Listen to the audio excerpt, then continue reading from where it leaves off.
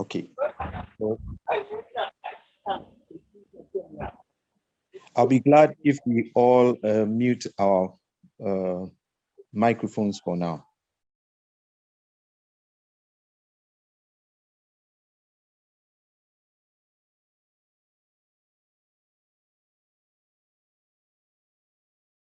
We thank you for today and thank you for your mercies, for preserving us, keeping us, oh God, in the midst of this pandemic, providing for us, giving us breakthroughs and miracles, oh God, deliverances, oh Lord. We are grateful to you for all these mercies, oh God. And this evening, as we come to talk about these things, we pray that you give us wisdom, you show us what to do. That will not be ignorant in these times, but we'll be well informed on what we need to do. We thank you that at the end of the day, you are our ultimate healer. For your word says that you are the one that took away all our diseases and infirmities, oh God. We thank you. In the name of Jesus, we pray with thanksgiving. Amen. Now you can say amen.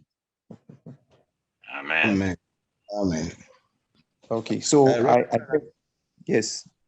I just had information from Abubli. It's Michael Boidi, who is the host. So please contact him.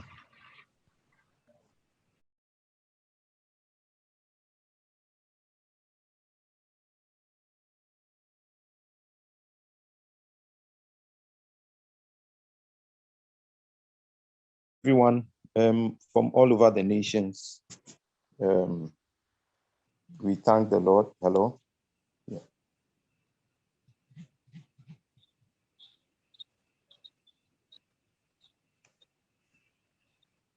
Hello. Yeah. So we thank the Lord. Yep. Can you hear me, please? Yes. Yes, we can. Okay, wonderful. So from all over the nations, from UK, from US, unfortunately, I can't mention all the names of all the people that we are seeing, but I trust that if we go to the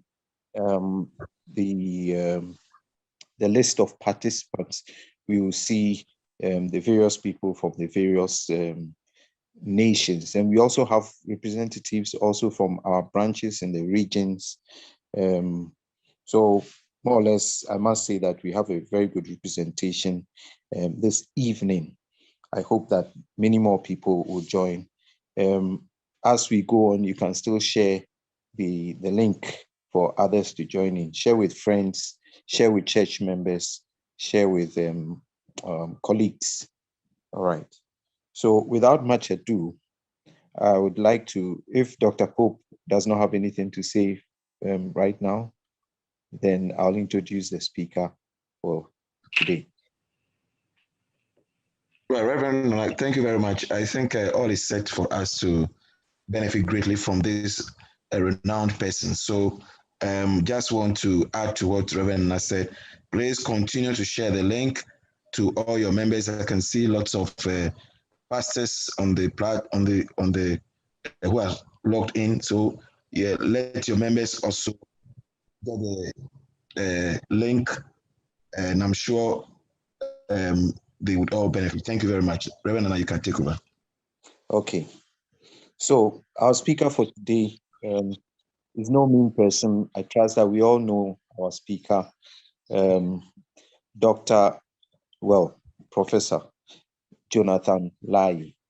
He's a professor of surgery in the Division of Colon and Rectal Surgery in the Department of Surgery at the University of Arkansas for Medical Sciences. So, he completed his medical training at the University of Ghana in 1998, and then went on to complete a semester of research and training at Johns Hopkins University School of Medicine in Baltimore, Maryland. Afterwards, he completed his internal medicine internship at St. Raphael's Hospital, that's a Yale affiliate, in New Haven, Connecticut. He then did his general surgery residency at Waterbury Hospital Health Center, also a Yale affiliate in Waterbury, Connecticut. And then before joining the UMass or UAMS, Dr. Lai also completed a colon and rectal surgery fellowship at Georgia Colon and Rectal Surgery Clinic in Atlanta. Now, Dr. Lai is a board certified general surgery, colorectal, let me say it right, surgery, and clinical informatics. So he's a member of numerous surgical societies. In addition to serving on multiple committees, he also serves on the Executive Council of the American Society of Colon and so on. In fact, if I were to go on to read all about this, our renowned professor, I don't think would finish now. I'll take all the time, all his time, because he has 25 minutes, and I think I've already taken about 3 or 4 minutes to read this. So without much ado, if there's any way in which you can clap or say, yeah, please do it. And let's welcome Dr. Jonathan Lai. Thank you. Thank you very much, Reverend Anna Olson. It's really good to be with all of you again. I think I know most of you, and most of you know who I am.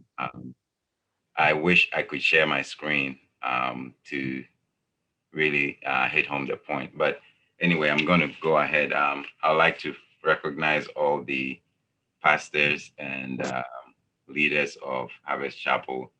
Um, I salute all of you and all the other people who are joining us from all over the world.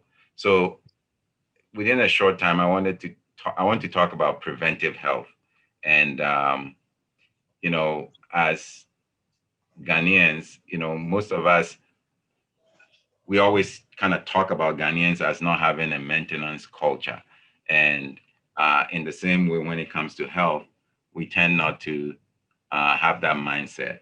And so I think this is a very important topic to discuss. We'll look at what the definition of health is, what is preventive health, why is it important, some of the components, and then I will end up by talking about knowing your numbers. Now, in the WHO has defined health as a state of complete physical, mental, and social well-being, and not merely the absence of disease or infirmity. So when we talk about health, it's not just physical health. It includes mental health. It includes social well-being. So health is a very broad concept, or broad topic. So the one of the things that sometimes confuses Christians is the fact that some people think that, oh, when it comes to health, we don't need to do anything because God is our healer. And because of that, we get confused. And some people even will not take medication or will not go to see the doctor when they are unwell. Again, it is God who has given us the wisdom, to take care of our bodies. I think somebody has to mute themselves.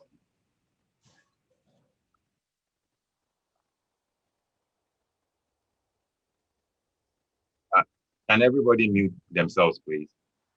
Thank you. So God has given us the wisdom to know how to take care of this body that He has given us.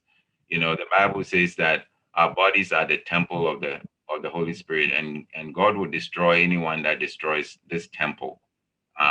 This is what the Bible says in 2 Corinthians. It's important for us to understand that. Please, I'm hearing feedback. So if you have not muted yourself, please mute yourself. So again, when we have vehicles, we take them to the workshop, get oil change.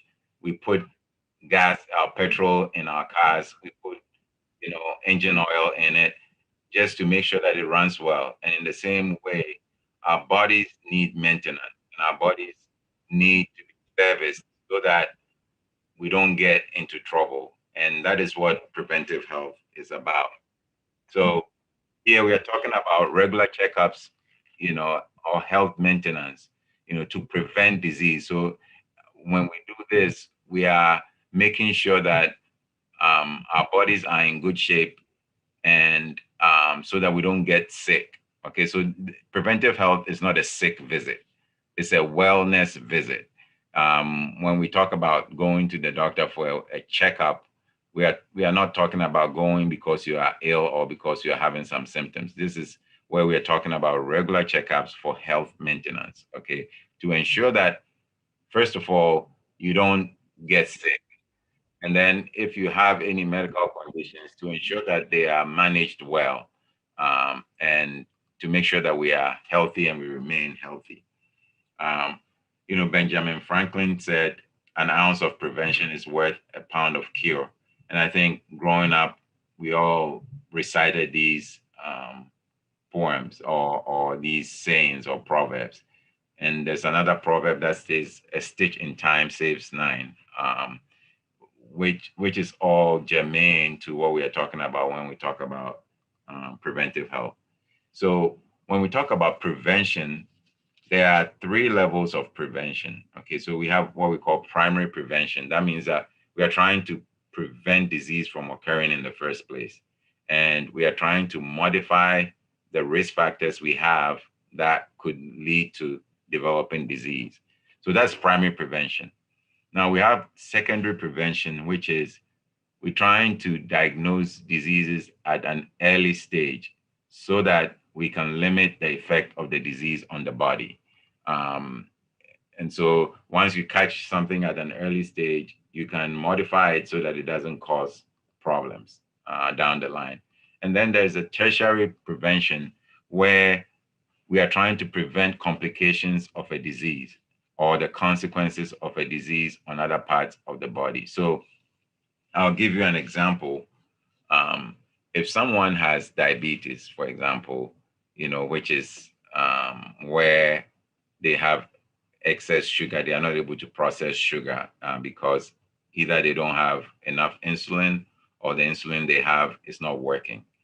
Um, if it's caught at an early stage and is managed well, most people will live and not have any problems. However, if it's not well taken care of, diabetes, for example, can have um, problems related to eyesight. We see some people losing their eyesight because their diabetes is not well controlled. Diabetes affecting the heart, affecting the kidneys, people needing to get dialysis or kidney transplant because of that. It can affect the nerves, it can affect the blood vessels. And then we see people needing to have amputation of their legs because of that. So when we talk about prevention, we are talking about making sure that we are taking care of the body, number one, to prevent disease, number two, to diagnose conditions at an early stage, but number three, to prevent all these complications like the ones that I've just mentioned. The question is, why is preventive health important? It's important because we have to have a maintenance of our bodies, just like we do for our cars and for different things that we have. We talk about maintenance of roads and other things. Unfortunately, in Ghana, we don't tend to have that culture, maintenance culture. And so we let things kind of deteriorate um, to a level where it becomes, unmanageable. But we want to, as children of God, we want to remain healthy.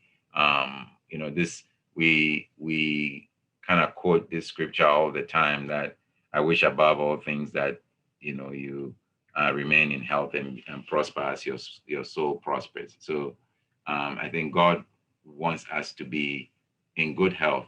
And the truth is, we talk about fulfilling our calling, fulfilling our destiny. We cannot fulfill our calling adequately if we are not well. I mean, if you are not well, you will not be able to fulfill your calling to the fullest extent.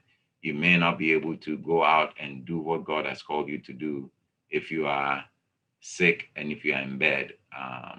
And so it's important for us to take care of our bodies.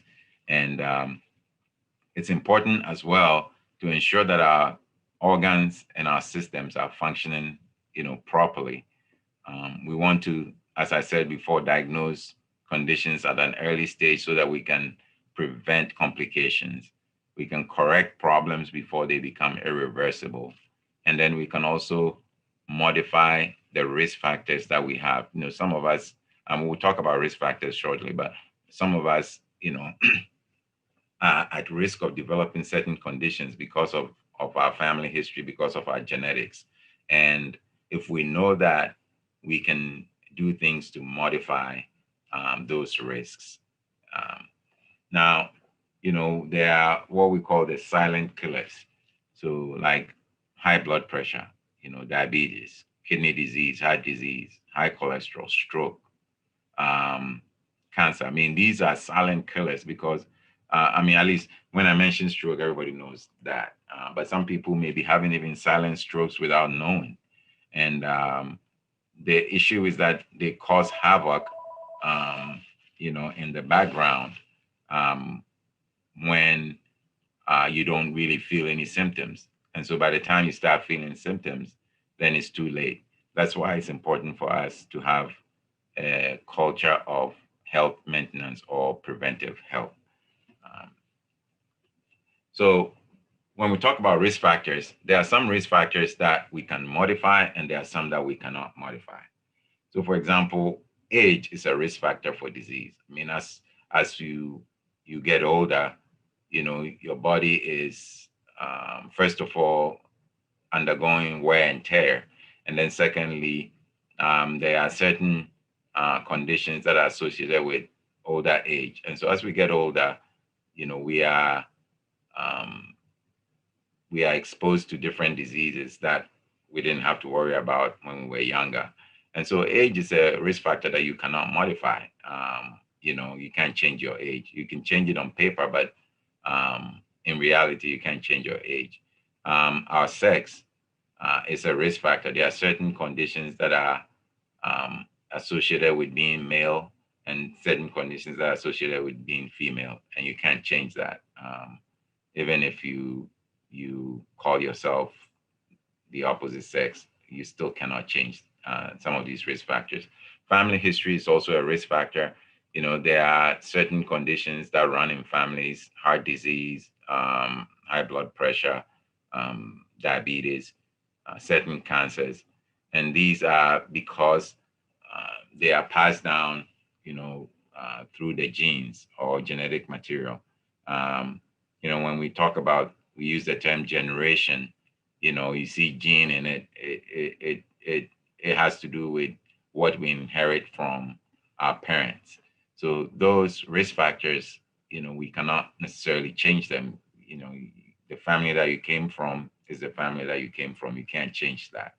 However, there are some other risk factors that we can modify, like diet, smoking, alcohol, whether we exercise or not, and our weight, whether we are obese, or um, we are active or not active.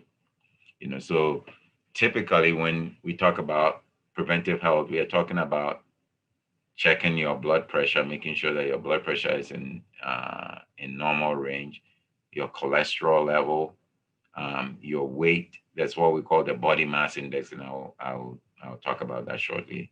Blood sugar, because as I said, diabetes can be a silent killer, and knowing what our typical blood sugar is makes us understand whether we are at risk of developing diabetes or not, and we can do something about it. Um, Other components of preventive health is to check to make sure that we have the appropriate immunizations. Now with COVID in our face, immunization, at least for COVID, is something that we are all paying attention to. But there are other immunizations that we need. Obviously, when children are born, we take them to go get the immunizations. But as we get older, there are certain um, immunizations that we need to get as well. So it's important to make sure that we are on track for the immunizations that we are due to. Um, with preventive health visits, risk factor modification is heavily talked about. Diet education, exercise education, those are some of the components of preventive health. And it's important to know your numbers. So I always kind of preach this everywhere I have the opportunity, that we all need to know our numbers. What is your blood pressure? What's your normal blood pressure? What's your cholesterol? What's your blood sugar? What's your body mass index? It's important because if you know it, then you can do something about it. And so if you don't get anything from this talk, I hope that you can at least understand this, that you need to know your numbers. It's just four numbers that you need to know: your blood pressure, your cholesterol level, your blood sugar level, and your body mass index. Okay. So when we talk about blood pressure, normal is there's two numbers for blood pressure. We have the upper number, which we call the systolic blood pressure, and the lower number, which we call the diastolic blood pressure. So normal should be less than 120 for the upper number and less than 80 for the lower number. Now, if your upper number is between 120 and 139, then we say it's prehypertension. Same as your lower number being between 80 and 89.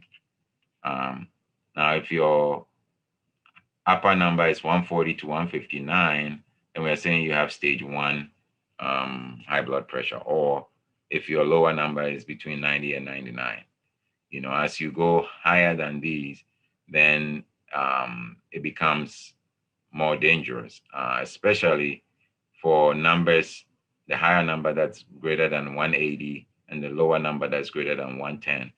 Those are what we call hypertensive crises. And sometimes people who walk around with such high blood pressures can develop stroke. And I think that it's probably the most common cause of stroke that we see in a lot of people, because they're walking around with undiagnosed high blood pressure, which is not treated.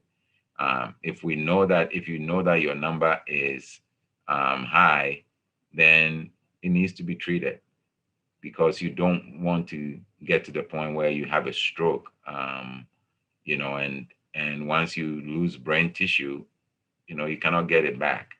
And I'm sure most of us know people who have developed stroke, and they become weak on one side, and sometimes they cannot walk, they cannot do anything. And so it's very important, and especially if we have people in our families who have developed stroke, that we need to pay attention to some of these. Now, I wish I could be sharing my screen, because I have color pictured charts to show. But blood sugar is also important, as we talked about, because it may indicate either that you have diabetes, or you may be at risk of developing diabetes.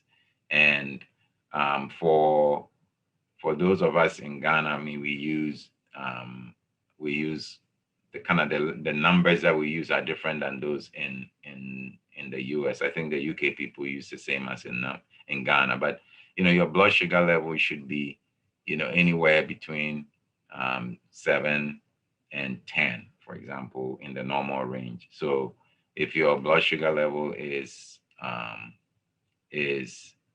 kind of higher than 10, then that may mean that you may be at a risk of developing diabetes, and especially if it's in the 14 and higher range, then you may be diabetic without knowing. There are tests that can be done to make sure that it wasn't because you had a big meal, and the blood sugar was checked. Even then, with normal people, after you eat, your blood sugar will go up some, but then it doesn't go up beyond a certain level. Again, it's important for us to know what our blood sugar is, and what normal is, and what is abnormal. Same with cholesterol.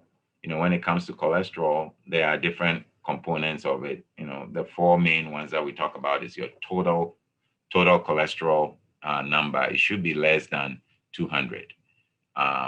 And then we have what we call the LDL cholesterol, which is a low density cholesterol, or the bad cholesterol. And the number should be less than 130. And then we have HDL cholesterol, which is kind of the good cholesterol. You want it to be 50 or higher. Okay.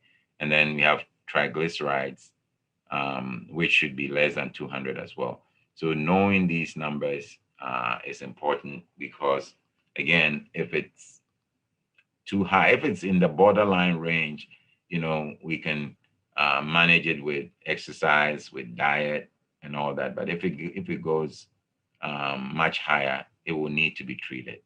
And it's important because having high cholesterol, is associated with having heart disease and stroke and blood vessel disease. And so it's important to get these under control. And then body mass index. So this is where you are looking at your weight in relation to your height. And the way we calculate it is your weight in kilograms divided by your height in meters times your height in meters. So the kind of normal is between 18.5 to 24.9. So if you are below 18.5, then you are underweight. If you are between 18.5 to 24.9, then you are normal weight. Then if you are 25 to 29.9, you are overweight. And then if you are 30 and above, you are obese. And even with obese, we kind of have, moderate obesity, severe obesity, or morbid obesity. So again, BMI is your weight in kilograms divided by your height in meters times your height in meters. And that gives you a number. And as I said, between 18.5 and 24.9 is what we should shoot for. If you are above that, if you are less than 30 but above 24.9, you are overweight. If you are above 30, you are obese. So how about diet? I mean, I'm not going to belabor diet, but a lot of the foods that we eat in Ghana, for example, are good in terms of being high in fiber. We have a lot of whole grains. We have legumes like beans and all the other products. We have fruits and vegetables. We have foods that are low in saturated fats, which are kind of the good things for us. Unfortunately, as people develop in terms of their purchasing power, and people move into the middle income category, we tend to adopt a westernized culture. We have people going to buy burgers for their children, buying hot dogs and all kinds of unhealthy foods for our children, and we think that that means, oh, we are living good. That is really bad. If we should not be doing that, because the westernized diets that are high in processed foods are not good for us. We need to go back to our roots, the foods that we've been eating, which we know are healthy. And so please, if you've been buying hot dogs and sausage for your kids, please stop doing that. It's not healthy. It's not a good habit to have. And for the adults ourselves, we should not be eating those foods. They are not healthy. Like, going to KFC and buying fried chicken. Those are not healthy foods.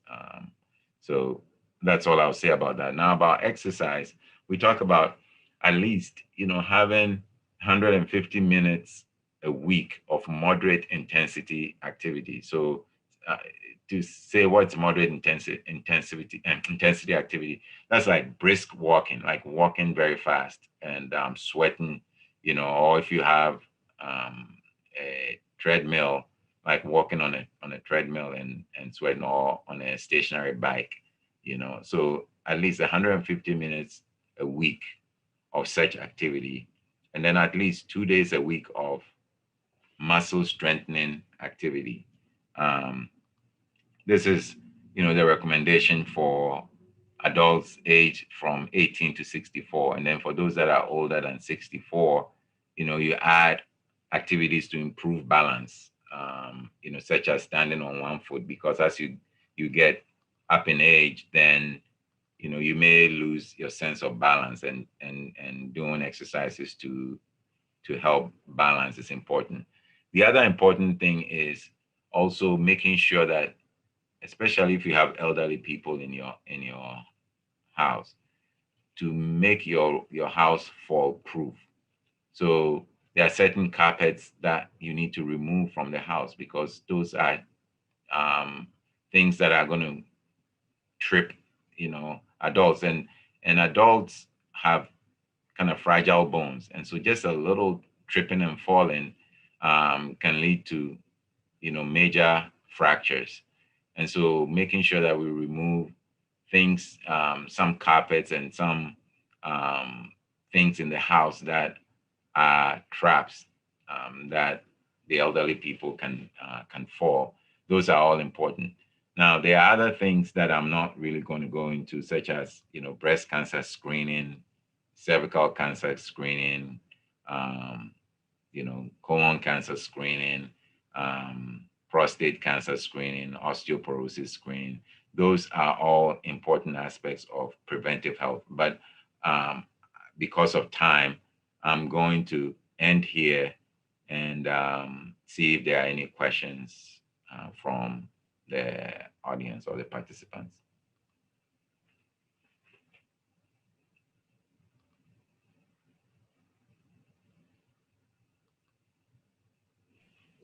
Okay, so thank you, Dr. Jonathan Lai. Just as he said, if you have any questions, kindly you can raise your hand, or for now you can go ahead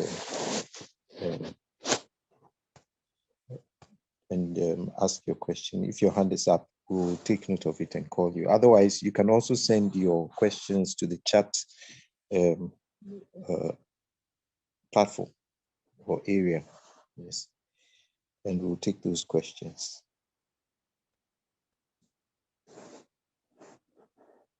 So we're waiting for first question.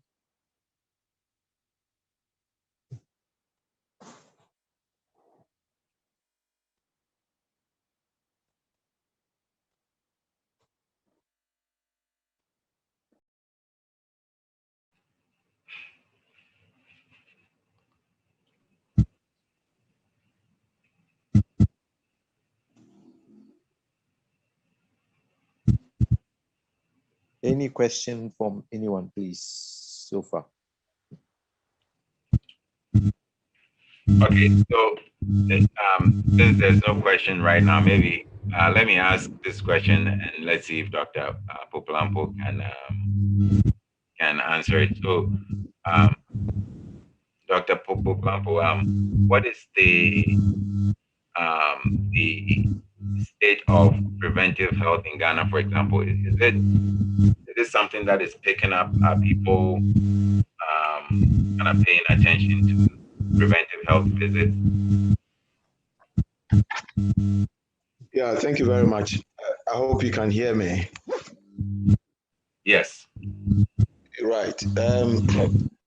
It is generally not as would want to see it in the country, but we have pockets of workplaces and individuals who have that arrangement with some private hospitals where compulsorily they ask the workers to go for a general screen, whether you're sick or not.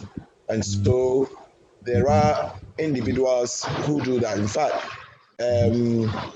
I think about a year ago, a renowned Reverend Minister came to me, and his story is very intriguing. He gives himself a birthday pack of health check each year on his birthday. So he just walks in on his birthday and then requests for just a general check, and it's run for him. I think this must be a very good example, just so that you don't forget about the fact that you need these well clinics. Aside that, the workplaces that request their workers to go for, they pay for it. But as you can tell, once they stop and they don't pay for it, the individuals tend not to continue. It is a habit that I think must be very well known, and most people be educated on so they can take advantage of that. I think there is also a fear among Ghanaians. Some probably you can understand that they don't really know what it is about. But there is some fear that you cannot just go to the doctor and say, I am well and I just want to check. No, there's some apprehension, something that is wrong. But I think from what Prof has just explained, you can walk into a hospital and just request to have a general check, not necessarily only when you are sick. Okay, thank you very much, Dr. Polampo. There's a question, Dr. Jonathan. What is the major effect of eating after 6 p.m.? So, I mean, eating after 6 p.m. By itself is not a problem. Now, if you are eating much later, that is where it may be an issue, in the sense that when the way we maintain our weight, okay, is a function of how much we are eating and how much activity we are having, or what we call the metabolism of our body, right? So if you are eating very close to when you sleep, then what may happen is that you are actually kind of taking in a lot of calories and then not burning it off. And so that may be an issue. But 6 o'clock is not that late. I would rather say if you are eating after 10 p.m., or right just before you sleep, then that is where the issue is. You can pack on the weight very easily, because whilst you're sleeping, you are not really burning any calories. And so 6 o'clock is not a big issue. I think if it's much later, then that's when it's an issue. Okay, there's another question. Okay. And please, can I? It says, what caused stomach? Well, the stomach, the pot belly that we have. Yeah. What causes the pot belly? Well, so part of it is the way our bodies kind of store fat. Okay, and as you get older, definitely, as I mentioned before, as you get older, your metabolism slows down, number one. Number two, your activity levels are lower. So, I mean, I was shocked when I found out how many calories there are in a ball of kenkey. Some of the big balls of kenkey, you have about 1,000 calories in a big ball of kenkey. And growing up, we could eat 3 of those, and still we didn't get fat because we were walking all the time. I remember when we were in Cabri Road, we would walk from North Kaneshie to Rangoon for prayer meeting, and we didn't even see that it was far, because we walked a lot, and so we never really.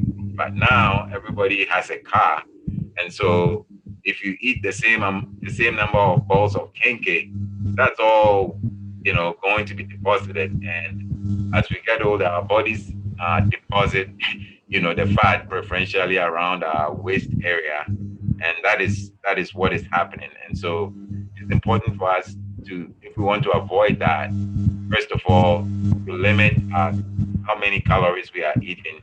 Number two, to make sure that we are exercising right, and otherwise, as we get, as our economic situation improves, that is going to become the de facto body build, as we see in a lot of people who are well-to-do in Ghana. I hope that answers the question. Okay, and then there's another one. Says, is there a way to get? Sorry, the question is, what of the hypopressure conditions? The what? Hypo pressure. Oh, so you mean low blood pressure? Yes, low blood pressure. Okay. So I mean, so somebody having low blood pressure, can be related to a number of different things. Obviously, if the blood pressure is too low, then that's also bad. But in general, that is not as much of a problem as high blood pressure. Some people may have low blood pressure either because they are taking blood pressure medicine that is probably too much and needs to be, cut back on, or there are other conditions that people may have that may be associated with having low blood pressure. But in general, um, low blood pressure is not as common as high blood pressure, and also it's not as much of an issue. But obviously, if it's too low, it can be an issue. And it's important, again, knowing your numbers helps you to know, like we are saying, that if you know what your numbers are and you get it checked routinely. And I like what Dr. Pope said, that a prominent man of God, he gives himself a treat, a birthday treat of preventive health check. And I think we can all learn from that and maybe do that ourselves. That, okay, when it's your birthday, it's time for me to have, a preventive health check. And I think that would be really good. Okay, there is another question, but it's not coming through. I'd like to check to see if anyone's hand is up. It appears we don't have anyone's hand up at the moment. And we can now share the screen. I don't know whether you still want to do that before you. Yeah, I think I'm sharing it now. Okay. So can you see the screen now? Yes, we can see this. Yeah, so these are some of the charts that I was talking about.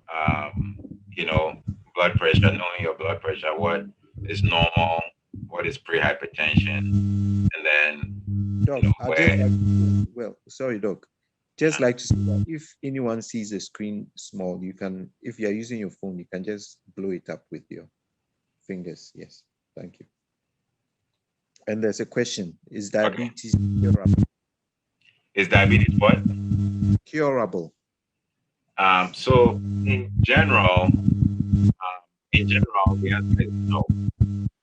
However, there are some people that it kind of goes away when they lose a significant amount of weight.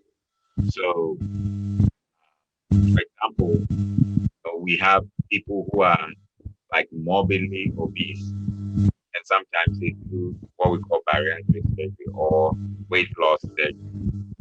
So some of the times you have individuals who are really, really, really big, and 600 pounds, 700 pounds, and they undergo this weight loss surgery or gastric bypass surgery, and they can lose, sometimes 200 pounds or even more. Some of those individuals, after they lose that amount of weight, their diabetes goes away. But in general, diabetes is not curable. It is manageable, something that you manage. But in general, it's not curable. So I hope that answers the question. Okay, somebody wanted to, maybe this could be the last question, or maybe last but one. Sometimes my hands and legs behave like they are shaking. Is there any cause for that? Well, so it may range from something very benign or something like nothing major to something major. So the important thing is, if you are having that, you need to get checked. Yeah, there are some people that may have, what we call benign or shaking, which may be benign, but then it can also be associated with something major. So it's important to get checked up to make sure that there's nothing major going on. So going to see your doctor, it's important. I'd like to ask it possibly the last question. Okay. Which is, these days a lot of people are turning to African medicine, if I can put it that way. Yeah. Do you have anything to say about that? As regards the high blood pressure and the diabetes and so on, some people are saying they get cured. What is your? So again, a lot of the medicines that we use are made from herbs, right? And and there are some of the herbal medications that are actually, legitimate. However, you need to know, who you are getting it from, where it's made from, and also to make sure that it is not interfering with your regular medication that you are taking. I mean, again, if you're going to do anything, you just have to make sure that you are not doing things on your own, because some of the things that the herbalists say, they don't make any sense from a medical standpoint. However, as I said, some of their medications can do work because it's the same, things that our westernized medicine use, to develop the medication. So some of them work. So there are some that are really well trained and they do things scientifically. But you just have to be careful what you what you use, and also talk to your doctor about it, and make sure that if, let's say, you are taking some herbal medicine for either hypertension or blood pressure, that your blood pressure is actually controlled. Because if it's not, then you may be just lying to yourself and be in danger of complications of that. So again, I think herbal medicine can complement our traditional medicine, but just make sure that you are talking to your doctor about it and making sure that whatever you are treating is actually under control. Wonderful. So we thank you very much, Dr. Jonathan. If there was a way people could clap, I think we would all be clapping by now. I think there's a little sign somewhere that can do the clapping. Okay, thank you very much, Dr. Jonathan. Okay, so right now, we're all witnessing the Health Awareness Weekend, and we've just had a talk on preventive health by Dr. Jonathan. We'll go on straight to our next speaker, who is in the person of Reverend Dr. Isaac Cranting, and he's going to take the topic of understanding the COVID pandemic. So Reverend Dr. Cranting works as a consultant of obstetrician and a gynecologist at the Kolebu Teaching Hospital. He's a current head of the Department of Obstetrics and Gynecology at Kolebu Teaching Hospital. And he holds the following qualifications: Bachelor of Science, Bachelor of Medicine, Bachelor of Surgery, and a Fellow of the West African College of Surgeons. So that's BSc, MD, CHB, FW, ACS, and so on. He also has a certificate in health administration from the Ghana Institute of Management and Public Administration. Okay. So without much ado, well, I didn't mention that he's also a preacher and a believer in the power of the Holy Spirit. So he can also talk about that angle. But for tonight, he's going to talk to us about understanding the COVID pandemic. Shall we welcome Dr. Isaac Cranting? Thank you, Reverend Anna. Is it possible to allow me to share my screen, please? Sure. That's good.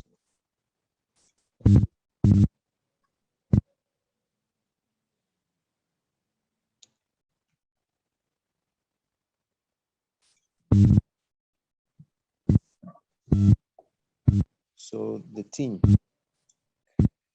kindly help to get Dr. Cranting to share.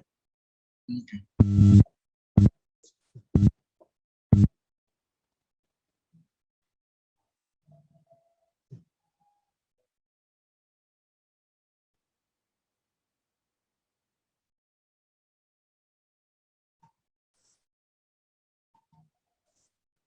Doc, are you trying? Yes, I've still been disabled. If somebody can enable me to share my screen.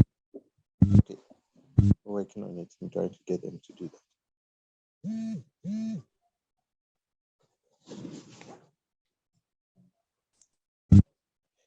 You can start. They'll effect that, please.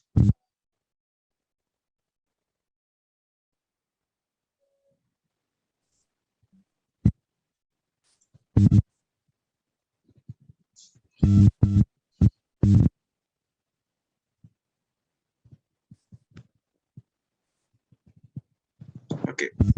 Hope you can all see my screen, please. Okay. Thank you, Reverend Anna.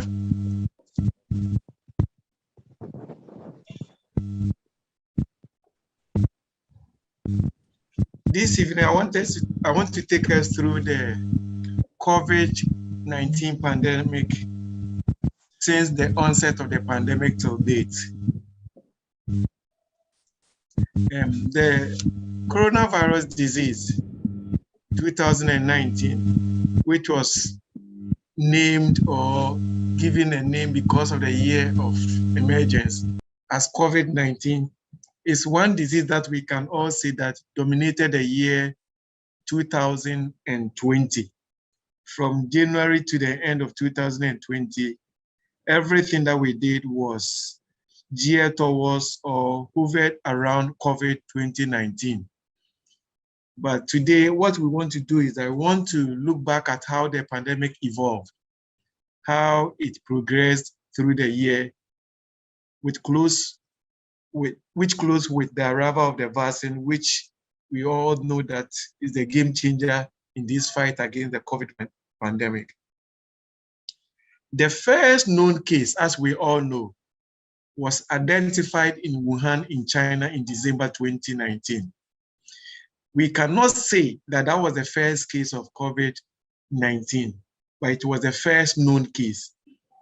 It might have been around before the first case was picked up, but the first recorded case was in December 2019, and that has lingered on and led to what we call pandemic today. How is the COVID-19 transmitted? The COVID-19 transmission occurs when people are exposed to the virus containing respiratory droplets or airborne particles. The mode of transmission through particles has been debated over years, but there's evidence that it's a likely practical way of transmission of the COVID, even though it's not the most important way of the transmission. And how is these particles and droplets released to get to a person to be infected? It is released through the way we breathe, talk, cough, sneeze, or sing. So anything coming through our nostrils and mouth can produce these droplets and particles that can be transmitted. And those particles we know can be inhaled or admitted through the mouth or the eyes to get into the body, or it can be deposited directly on any of these parts of the body that I've mentioned. But we know through evidence that the risk of infection is highest when people are in close proximity for a very long time. And this is what led to the government directive that church services and gatherings should not last beyond 2 hours. And also, social distancing should be observed in any place where these gatherings are observed. But even with that, we know that the particles can be inhaled over longer distances, especially when we are indoors and poorly ventilated or crowded areas. Then these particles that under normal circumstances would drop within few seconds may linger on for minutes, and sometimes it can be suspended in the closed environment for up to hours. Now, the most important thing we should understand is the period of viability with regards to the COVID-19 on various surfaces. Because one of the things that will help us prevent the spread of the disease is avoiding touching of surfaces. So evidence available now shows that when the COVID virus is deposited on a surface, such as cloth or wood, it is viable only for 24 hours. Beyond the 24 hours, the organism is not transmissible. But when it falls on a glass, then it can stay on the glass for 2 days. So if you cough onto a glass and somebody touches the glass the next day, and the person can pick up the COVID and directly deposit the COVID on the eye, the nose, or the mouth, or any part of the face, that will eventually end up in the respiratory system. But if the COVID virus is deposited on a stainless steel or plastics, then studies have shown that it can last up to 4 days. Unfortunately for us, a lot of us are using medical masks now. But studies have shown that when the COVID vaccine is deposited on the outer surface of the medical mask, it can stay on the mask for up to 7 days. In other words, when you are standing in close proximity with somebody who is not wearing a mask, and the person speaks directly into your face, and for some reason, the person has the virus, it can deposit on the mask and it can stay viable on the mask up to 7 days. Unfortunately, I was trying to find out how long the COVID can stay on the natural skin of the human body. I didn't get any literature with regards to that. But we know that human beings, we do bath, and the COVID is easily inactivated by soap and water. So I assume that once we bath twice a day, the COVID virus will not stay on our body for beyond 1 day or 12 hours. Assuming you bath in the morning, you get your COVID deposited on your skin in the afternoon. By evening, you bath again. So it's not likely that you push the COVID vaccine on your skin to the next day. But the good news here is that the vaccine is susceptible to heat, and most of the standard disinfectant, including 70% alcohol, chlorine, these things, the chlorine, the disinfectant kill the COVID on contact instantly, and a prolonged exposure to heat will also deactivate the COVID virus. Now, the pathogenesis of the COVID-19 infection. The major site of infection of this COVID-19 is the respiratory tract, both the upper and the lower respiratory tract. The COVID has affinity for these two areas. And the reason is simple. The COVID, we know, has a spike protein on the surface. And we call that peploma. And this spike protein can only bind to a specific receptor before it can be internalized. So the lung tissue is rich in these receptors known as angiotensin converting enzyme type 2. And it is rich, the lung tissues are rich in these receptors.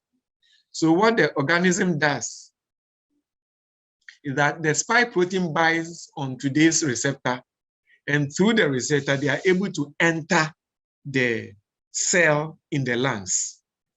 Once they enter the cells in the lungs, the pathogenesis or the pathology or the process of disease begin. The receptors are also found in the gastrointestinal organs, like the intestines, the duodenum, the gastric. They are also found in the kidneys and the heart and the blood vessels. So practically, the COVID can infect all those areas, except that the amount of receptors in these areas are not as rich as compared to that in the lung. That is why they have special affinity for the lungs. Once they get into the lung cells, they use the lung cell as their factory to produce what they need for reproduction, or what we call replication. So they will replicate themselves rapidly and divide and fill the whole lung tissue. And the body will recognize the fact that there's invasion in the lung. So the body will produce antibodies to go into the lung tissue to fight the lung. And for the antibody to be able to work effectively, it will need help. So there's something we call cytokines, which are released by the cell that produce or that fight our diseases for us. And these cytokines will go into the bloodstream looking for COVID viruses, go into the lungs looking for COVID viruses to attack. And the effect of the cytokines are the symptoms we normally experience. They cause body ache, sore throat, temperature, and the rest. And this is what gives rise to the symptoms. Now, what happens after exposure to the clinical symptoms? And how long does it take? It has been shown that symptoms may begin from day 1 of the infection up to about 14 days after exposure, whilst the replication and those things are going on. Then you can have the symptoms, even though the average incubation period from the time of entry to the time of the first symptom is around 6.4 days, but it can take up to 14 days, and even occasionally a little longer than the 14 days. But another good news is that of all those that are infected by COVID virus, only a third, about only 2/3 would develop symptoms enough to be classified as patients. About a third, roughly about 33% of the patients who will be infected do not develop any noticeable symptoms. They just have the disease in their body and they walk around without anything significant that will tell them that they have the disease. But 2/3 of all those that will be infected, they will develop symptoms, and we'll refer to them as COVID patients. So from now, when I use the word COVID patient, I'm referring to those who will develop the symptoms and not those who carry the organism without developing symptoms. So for the COVID patients, most, that is 81% of those who will develop the symptoms will just be a mild symptom or moderate symptoms. They won't warrant any adhesion, occasional cough, mild fever, sometimes a little tiredness here and there, but it is nothing significant. They can work, they can do most of the daily activities. And the 89% here is not 89% of those who get the virus. It is 89% of all those that the 2/3. So if you do the calculation of all those who will get the virus, only about 53.5% will develop these mild to moderate symptoms, and the body will clear it with time and they will be free. 14 of those who will develop symptoms will develop severe symptoms, including difficulty in breathing and severe tiredness. And these are the people, when you do a chest X-ray, you realize about 50% of their lung tissue are destroyed by the COVID. The 14% of those who develop symptoms is extrapolated to be 6.2% of those who get a virus in their body who will develop these severe symptoms. Unfortunately, 5% will suffer what we call critical symptoms. And sometimes they will have respiratory failure, shock. And in these people, multiple organs are affected. They affect the kidney, the heart, and other parts of the body. These are the people we normally put on the ventilator, or they need life support to live. And that 5% accounts for about 3.3% of all those who get the disease in their body. That is the 5% of the 2/3 that will get the disease. Now, what is the time of infectivity? In other words, if I get the disease, how long will I be able to infect others without the disease? People who are infected can transmit the virus to another person up to 2 days before they themselves show symptoms. In other words, if I start coughing today, showing fever, or the symptoms will come to any of them today, and I got people exposed to myself 2 days earlier on, I would have transmitted the disease to those people.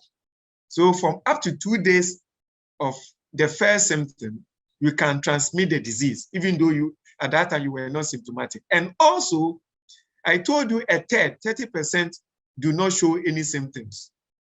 These 30% can also infect other people while they are still asymptomatic. So let's take note. Now that significant people are walking around with the virus, they are not aware, they are not wearing face masks, they are sneezing on you, they can infect you, even though they are not showing symptoms. And those who show symptoms, it is not the day they are showing symptoms that they can infect you. They can start up to 2 days from the day they show symptoms.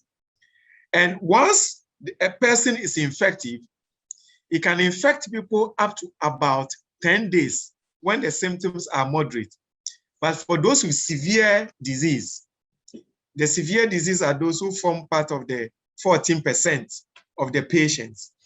They can infect people up to about 20 days. So if somebody has a severe disease, coughing, fever, and the rest, severe one, they can infect people from the time you saw the symptoms up to about 20 days of the appearance of the symptoms. The 7 cardinal symptoms of COVID. I use the word cardinal not because they are the only symptoms, it's because these are the predominant symptoms. But there are other symptoms, even including diarrhea and hypotension. People just have low blood pressure when they have COVID. But the cardinal ones are fever, cough, headache, tiredness, difficulty in breathing, loss of smell, and loss of taste. These are the cardinal symptoms. When you get these symptoms, then you have to check your COVID status. Now, how did the disease lead to become epidemic?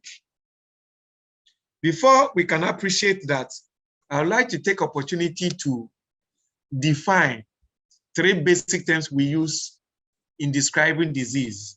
The first one is endemic.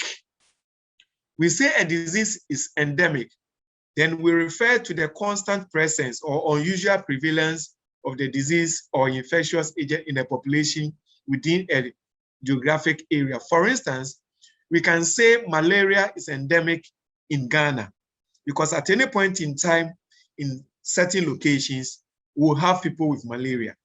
So it's a constant presence of the disease. But we use the word epidemic when the occurrence of disease in a community at a specific time is clearly in excess of normal expectation. For instance, we have dotted malaria all over Ghana. If for some reason, in the month of maybe May, June, or February, we have everybody in a particular location coming down with malaria, then we say epidemic of malaria has taken place. It is clearly in excess of what we expect. Now, a pandemic refers to epidemic that has spread over several countries or continents, usually affecting large number of people. So it starts, then it moves to locations, then it spread across borders of countries, then it becomes pandemic. COVID has reached pandemic state.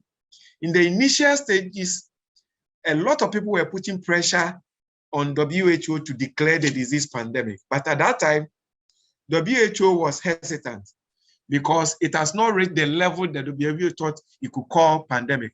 But along the line, it is spread across a lot of continents. So WHO declared the disease pandemic. That's why we have the COVID pandemic now. What are the stages that lead to this pandemic? The first stage in every pandemic is imported case. Somebody who has the disease travels to your country or community and brings it into contact with somebody else. So it was clearly imported from another location to your location. That is the imported stage. Then if it is not early detected or detected early, then it becomes stage 2, which is what we call local transmission. The person infects somebody in the community, and the person who is infected in the community infects another person in the community, then become local transmission. If this is not checked, then it leads to community transmission, where everybody in the community gets involved in distributing the disease. From there, people start traveling, then it becomes a pandemic. And this is what happened with regards to the COVID-19 disease. I just want to use few countries to tell us how the disease has fared. When disease appeared in China in December 2019, alarm was raised and people were on the guard, but the borders were not closed. And the whole of December, the whole of January, we didn't hear of COVID. The whole of February, we didn't hear of COVID. In February, I traveled outside the country to Nigeria, and it was just like COVID along the line, but nobody was particular about it. There was nothing like face masks. There was nothing like social distance. The conference I attended to, we were mingling. I came back, and lo and behold, on the 13th day of March 2020, the first 2 cases were recorded in Ghana, and they were strictly imported cases from people who have traveled into the country. And it raised alarm, and the scare began. Before then, we had a couple of cases suspected to be COVID. One was admitted in my facility, and it was carried on the news, and alarm was raised. And those times we couldn't get the results on time, and it became a talk of the day. Then the results came, and she was negative. Then, as I said, 13th of March, the first 2 cases were recorded. Then everybody was careful and alarmed. Then 2 days after, it shot up to 6. 4 additional cases were reported. Now the stage 2 of the disease has started. They've been in the community, and of course, those in the community might have acquired the disease. Then the disease started rocketing up, and it went higher and higher and higher.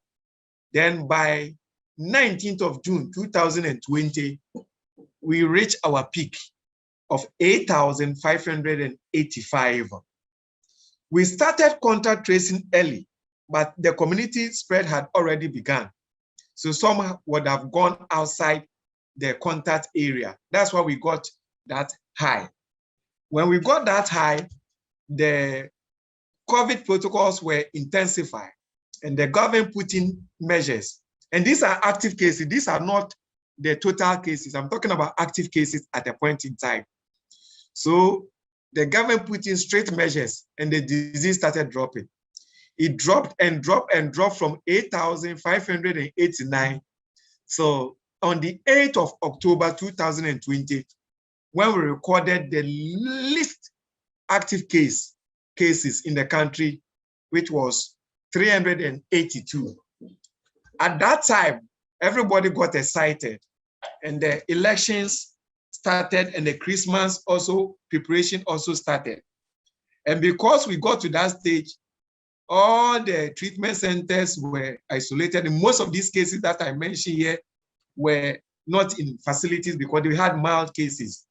So everybody was taking things for granted. Then it started rising again. Rising again. The elections came, the Christmas came, then it started rising exponentially, and we became alarmed again. And this time around, we shot up again to 8,216. We didn't get to the peak of the first wave, though. So we had a second wave. So anytime the wave occurs, it means the community spread has taken place. So the government came to talk to us. People started taking wearing of masks and the protocol seriously, and we gradually started coming down. We came down gradually, came down gradually, came down gradually. As at 3 days ago, which is 20th of May, we had come down to 1,321. And today, as I'm talking to you, 22nd of October, 2020, we've come down further to 1,280. So within these 2 days, we've dropped further to 1,280. The total cases recorded in Ghana till date is 96,521. 96,521, out of which 91,458 have recovered completely from the disease. Unfortunately, and the word there is unfortunately, we have 783 of the people who got the disease who couldn't survive and lost their life. From yesterday to today, within the 24 hours, we've recorded about 38 new cases, which comparatively to the few months ago, we are coming down. So you see, we have 2 waves in Ghana. Let's compare Ghana with few other countries. Let's take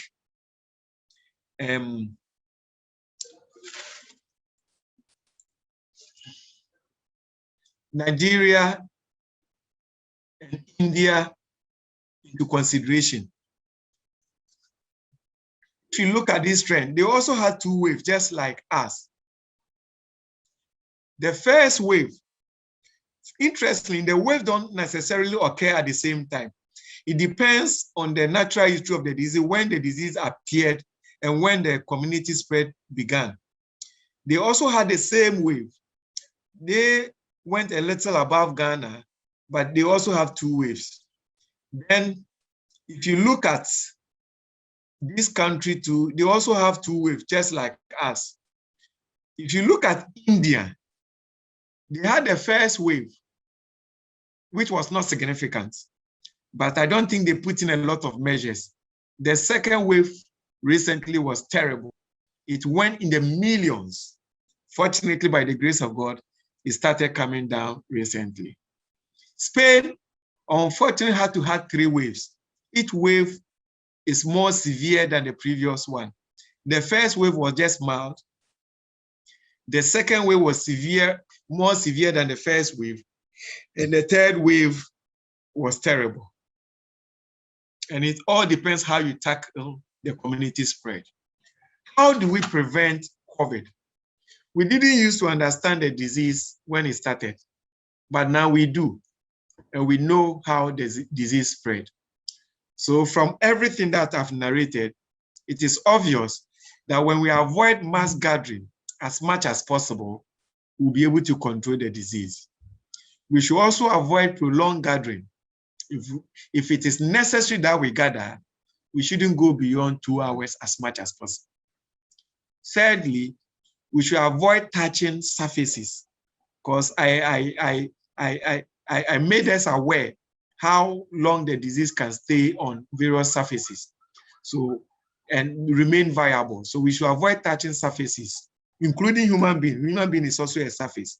And of course, when you cough, you speak, you sing, and you are wearing face masks, the chances of expelling the virus on surfaces and on people is reduced. We should also observe the physical and the social distancing, because if you cough and you are distant from me, the chances are that the droplets will drop before it gets to you. It will not be able to get to you.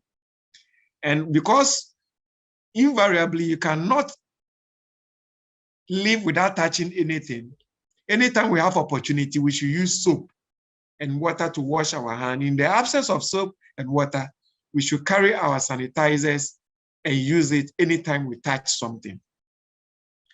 It's been proven that inhaling of steam regularly also helps. As I said, the virus is deactivated by extreme heat for prolonged time.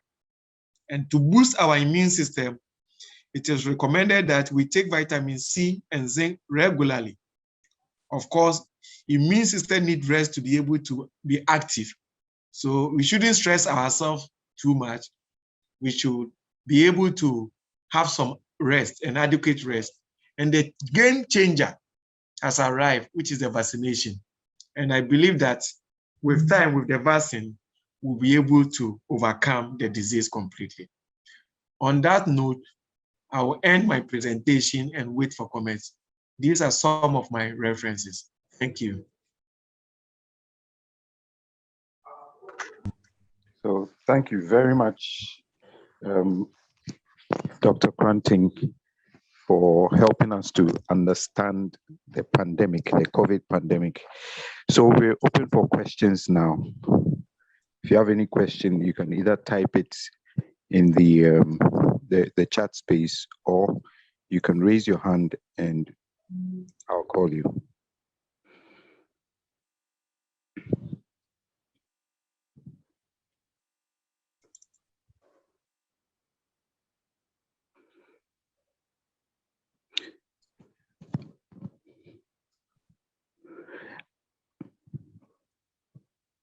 Dr. Kranting, okay, I think I'll ask the first question then. When somebody has COVID, the isolation period, is it 10 days or it's 14 days?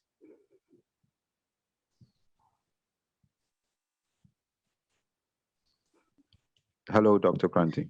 It's between 10 to 14 days, depending on the severity of the symptoms. You know, in my slide, I said when you have mild to moderate symptoms, your period of infectivity is 10 days. When you have severe symptoms, the period of infectivity is up to 20 days. So it depends on the severity of the symptoms. No, when you say infectivity, are you talking about the virus being within you, or you're talking about the ability to transmit the virus to another person? Okay, that's why you have to isolate. Yes. Yeah, that's why you have to isolate within that time. Okay.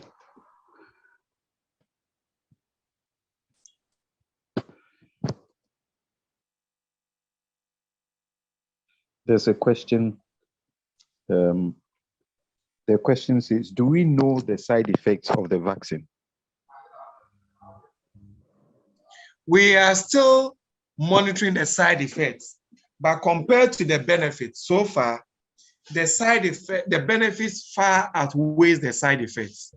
Some people have skin rashes, few have headaches, some do have occasional body weaknesses, but the side effects are temporal and they don't last beyond certain time. Within 24 hours or so, it disappears.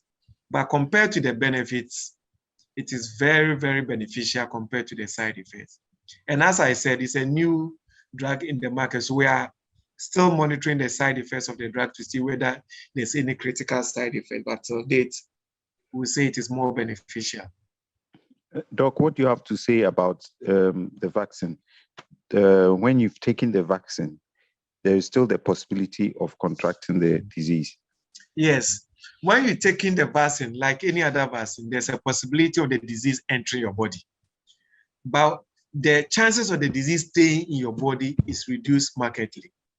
So when the disease enters your body, you already have made prepared antibodies waiting for the disease. It's just like this analogy. You are in your house and a robber enters. Let's assume you even have a gun and a robber enters your house. Your gun is now going to be looked for. And you have a gun by your bedside when the robber enters. The chances of you killing the armed robber, when you have the gun by your bedside, is higher than the chance of now going to look for it. By which time the armed robber would have invaded your bedroom and killed you first. So the vaccine, what it does, it produces antibodies waiting for the disease. That doesn't mean the disease cannot enter your body. But once it enters, already formed antibodies are there waiting for the disease to kill it. Okay. So there's a question. The question has to do with the disposing of masks, and then those who wear it under their chin. Okay, so I'll read it. My question is, what advice do we give to disposing of masks after use, and those who wear it under their chin, considering that the virus stays on the outer surface of the mask for a significant period? In fact, it is more dangerous to wear the mask under your chin than not wearing it at all. Because when you wear them, as I said, when people speak and all those things, you touch your chin and all those things, and you rub the mask around your chin. The next time, if you are wearing it, you pull it on your nose. So whatever is covering your chin, you pick it directly into your nostrils or your mouth. So it's very dangerous. And disposing of the mouth, as I said, the organism can stay on the outer surface of the mask. So when you're disposing of the mouth, remove it from your 2 ears. You fold it so that the two outer surfaces come together. Then you put it in the bin. You fold it such that, assuming this is the mask, okay, and this is the outer surface, you fold it this way, okay, so that the two outer, where if there will be any organ will be collected, the inner surface, what if there you drop it.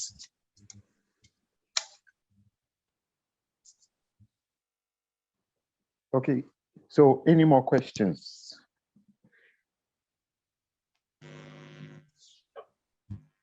Or maybe Doc, you want to ask a question for some other to answer? Okay. Any more questions, please? Yes, just to add a few things to what our doctor has said. That was a very brilliant rendition of what we've been going through all this while. Thank you very much for that rendition. The issue of side effects, every patient that comes to the hospital, the first thing we always talk about is, hey, this one is side effect. This one is side effect. And you see somebody come with a grave disease because of probably something that the person would suffer transiently, he would not even touch the medication.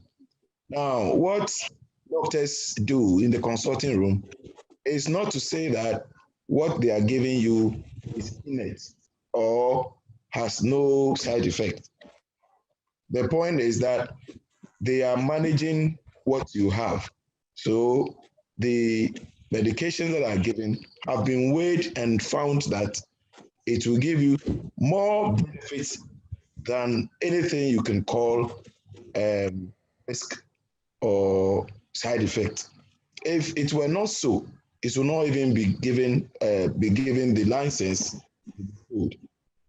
And so understand side effect in that way, that the drug you're going to get will give you more benefits or better, make you feel better, far more than whatever will come out of it. And of course, there's nothing under the sun that is innate. Even if you drink too much water, there's side effect. Whatever you call. Okay, Doc. The nature of the question, the next question has to do with the same thing that we are talking about. And this one, the side effects that is being mentioned is quite severe. Talking about infertility in the younger generation. Is it a myth or it's not? And then the other one is the AstraZeneca vaccine. How does it work? You said the first one is what you're talking about in terms of the side effects. Somebody is saying that the what do you call it? He has heard or she has heard that the vaccine is a long-term solution to calling the general population. I think some of the info that's going on. So he says that it will affect or cause infertility in the younger generation. Is it a myth or not? All right, thank you very much. I think that has come up severally, and we want to assure our hearers that those things are a myth, they are not true. And almost every vaccine that has come on board, right from polio. Hello, Doc. Doc, yes, kindly, your volume, your sound has gone bad all of a sudden. So if you change your position, kindly. Is it okay now? Yes, much better, I think. But the noise is still there. Right. So what I intend to say is that the complaints or the speculations of a long-term side effect But is it okay? Yes, it's okay. You go on. All right. I think Dr. Obin also wants to say something. Yeah. So it is the same complaint that have been raised for almost everything that has ever come. And we never see that long-term issue. And so just want to assure everyone that it's just a myth. And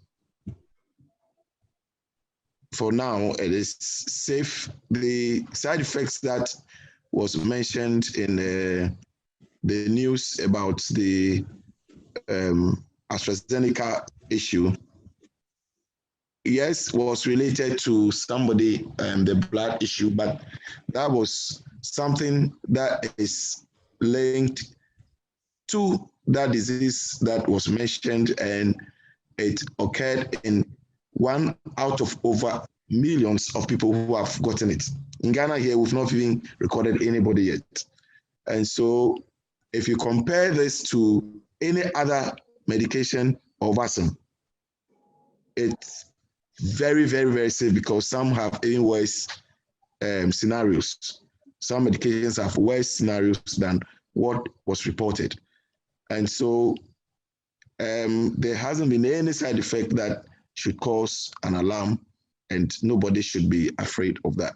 I think I've spoken too much. If somebody wanted to add something, that's okay.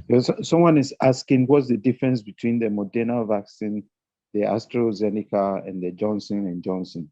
I think that may be like the last but one question we'll take. All right. Right. So the Moderna and the Pfizer, theirs, we call it the mRNA vaccines. They have the latest on the vaccine platforms, and it is in this pandemic that the technology has really been proven. For all this while, it's been under research and not been tried, and it's been tried this time, and it has worked very effectively, opening a new doorway into ways by which such vaccines and other modalities of curing diseases are going to come up from now onwards. What it does is just to take, if you're a bit scientifically knowledgeable, we have these mRNAs and they have information on segments of the virus that is affecting us. And so if you want to produce an antibody against that virus, you just need that information that produces the virus's killing effect. Let me put it that way, which in this case is the spike protein.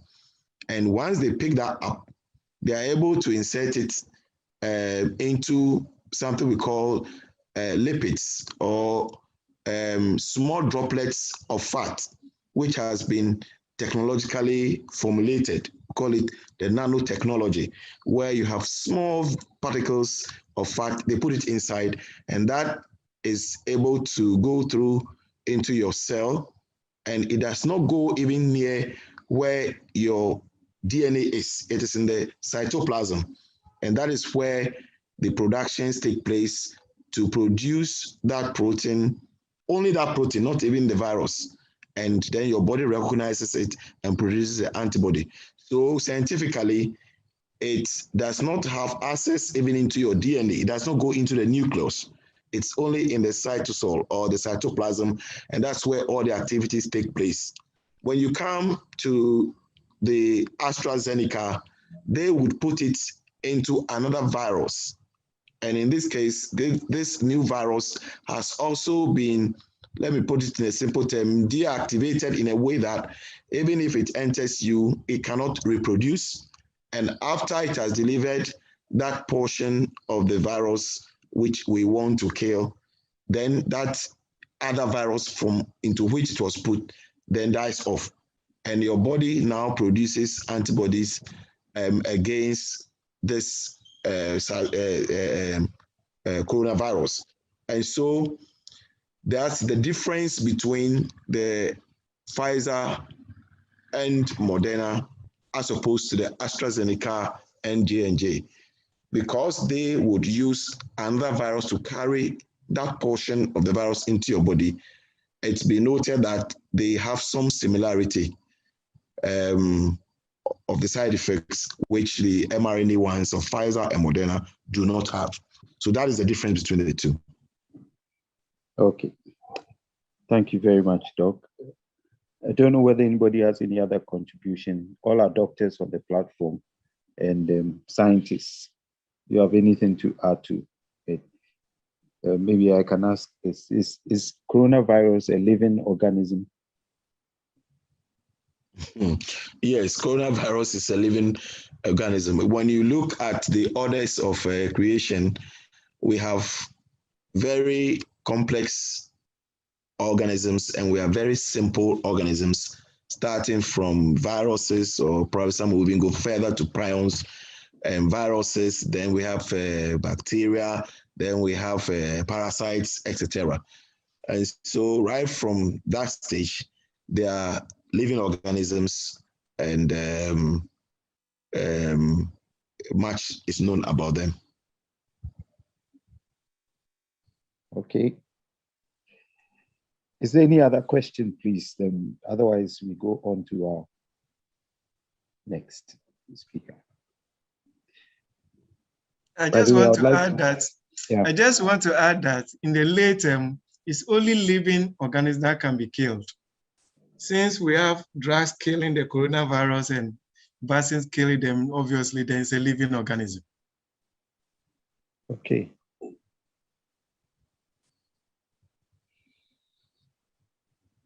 I don't want to ask the other question I was going to ask you. But anyway, so we're going to go on to our next speaker. I want to thank Dr. Cranting for that excellent explanation to help us to understand the nature of the pandemic. I think it's right for me at this time to acknowledge the presence of our General Overseer, Reverend Fitzgerald Udonko. He's been on for some time, but this is the only opportunity I think I can take to welcome him. So, Reverend Fitz, you're welcome. Okay, so the next topic that we have has to do with mental health issues as relating to COVID-19. And there are real mental health issues associated with COVID-19. And we're going to have a doctor. I want to read his profile before I actually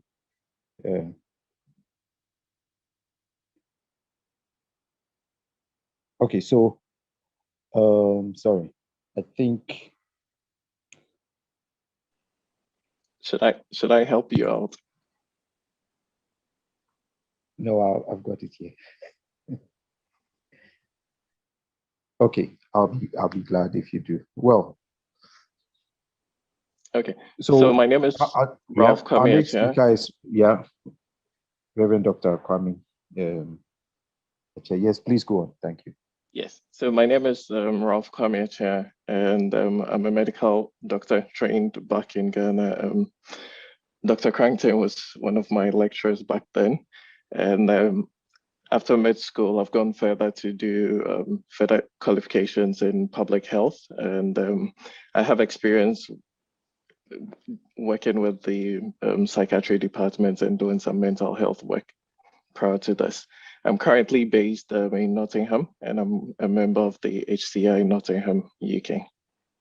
Thank you. So if I could share my slides, if it's possible.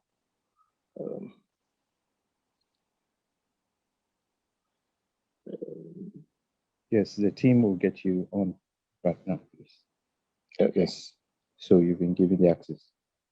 Okay. Okay, thank you.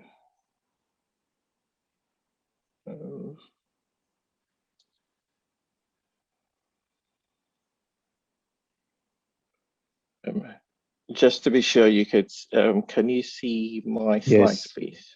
COVID-19 and mental health, we can see. Okay, yes. So in the next few minutes, I would give it's more of an overview as to mental health and how COVID-19 is impacting on mental health. And I'd leave a lot of time for questions because I appreciate maybe people would have a lot more questions at the end of the presentation.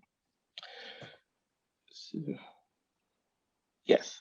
So when COVID started, Dr. Crankton has done a great job by giving us the overview. So when COVID started initially, a lot of the focus was on trying to understand the virus, try to know what this virus is, because it was a new virus it wasn't a new type of virus because we knew the group of virus that it belonged to. But for this particular one, because it was similar to common cold, and it was also similar to the flu virus, we wanted to understand, like we as in the scientific community wanted to understand the similarities, the differences, and all of that. But at that time, very little focus was on mental health, which makes sense, which is expected, because at the end of the day, if we're able to understand the virus, then we'll be able to manage the virus appropriately.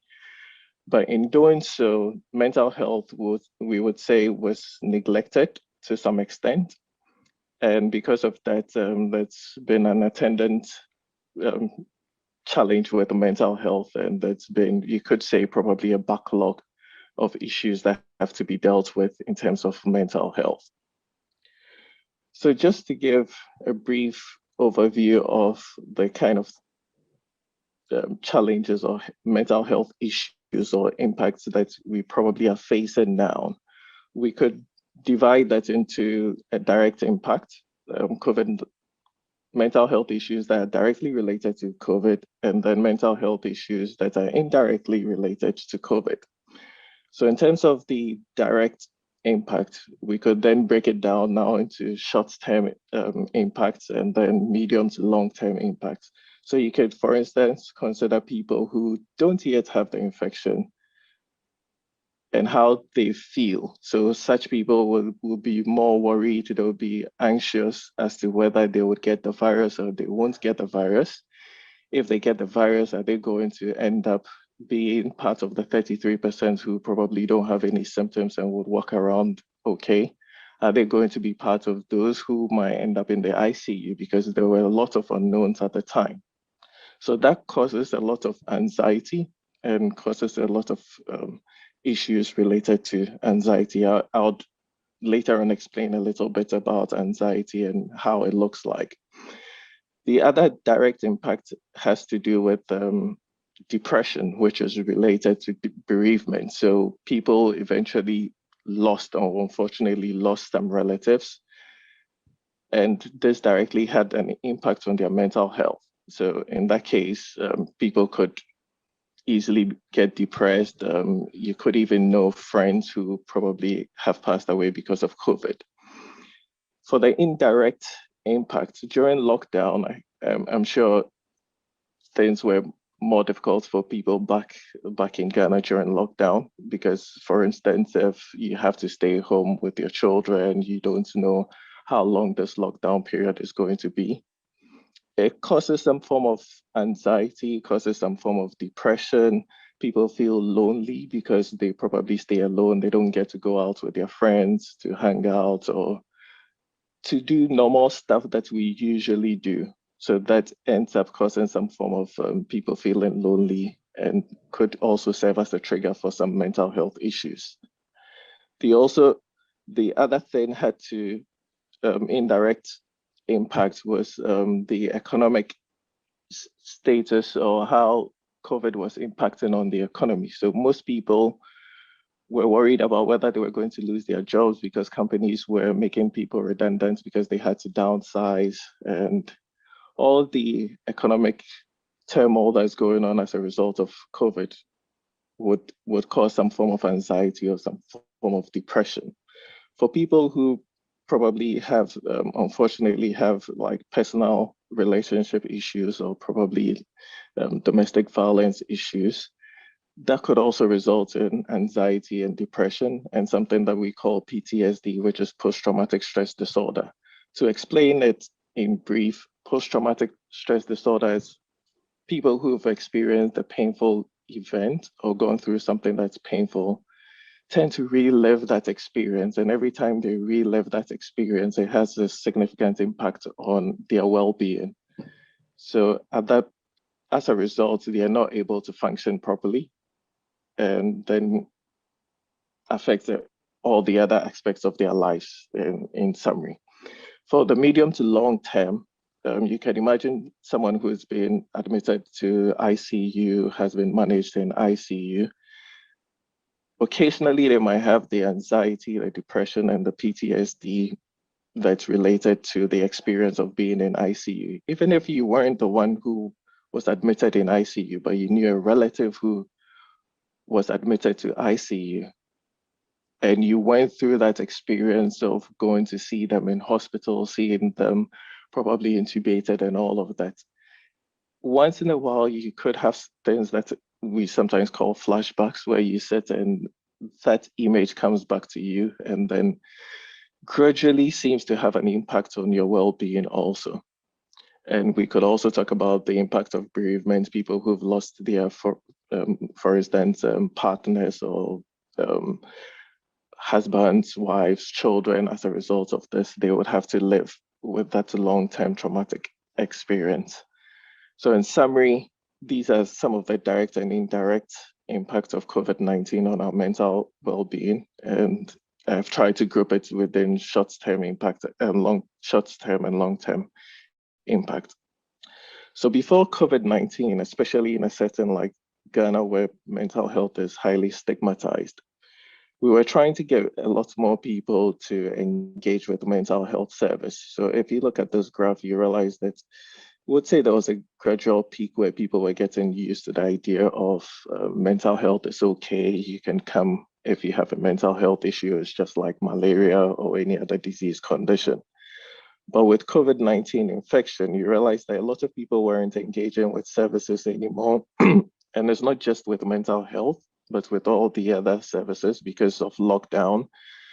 Aside the lockdown, people were generally scared to go to the hospital because everybody thought if you go to the hospital, you're increasing your likelihood of getting infected with COVID. So we would have had a very significant drop in people engaging with services. And there are a lot of published literature that shows that people actually didn't engage with services during the lockdown period. And after the lockdown period, we now have to encourage more people to come to hospital and engage with services when they have their needs. So if, for instance, we had 50 people who had mental health issues before COVID, we can imagine that not engaging with services would mean that their symptoms or signs would have worsened. They probably stopped taking their medication, they felt lonely, they probably took on new habits like drinking or something like that. So we have that burden of dealing with those 50 people who probably would have maybe deteriorated in their state. And in addition to these 50 people, there will be new people who actually would need some form of mental health support as a result of the direct and indirect impact of COVID. So we're actually expecting that the demand for mental health services would actually go up than we had before COVID. So for the next slide, I'll focus mainly on anxiety and depression because those are the two main conditions that are quite common.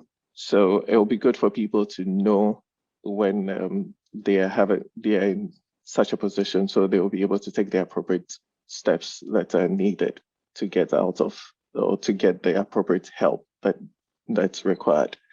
So in terms of anxiety, usually some of the things that will let you know that you're having generalized anxiety disorder would usually be your inability to sleep. Most people won't be able to sleep very well.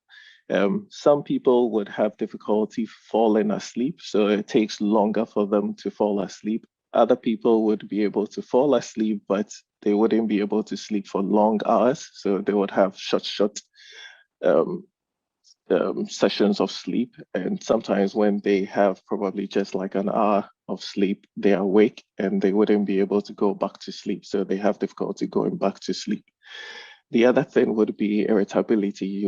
They would notice, or you would notice, that's the least thing you get very irritable. So if your parents, you realize things that usually your children would do that wouldn't irritate you will start irritating you. Things that people would do that you would usually overlook will start irritating you.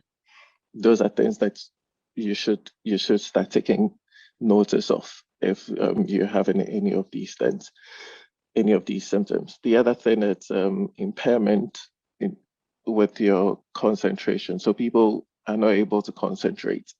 They're not able to, for instance, even if they are watching something like a television show that they usually enjoy, they are not able to concentrate because they are just worried. So, and we could say anxiety is an extreme form of overly getting worried in that sense. So they are not able to concentrate.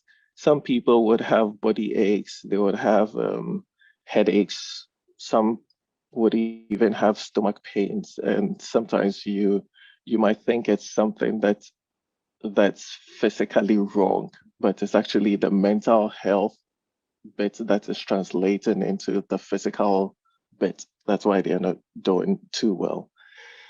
Other people they would easily get tired, and some people even become restless. They can just sit for a period and they just don't know what to do. And I think that the key would be, they would say, omotete in that sense.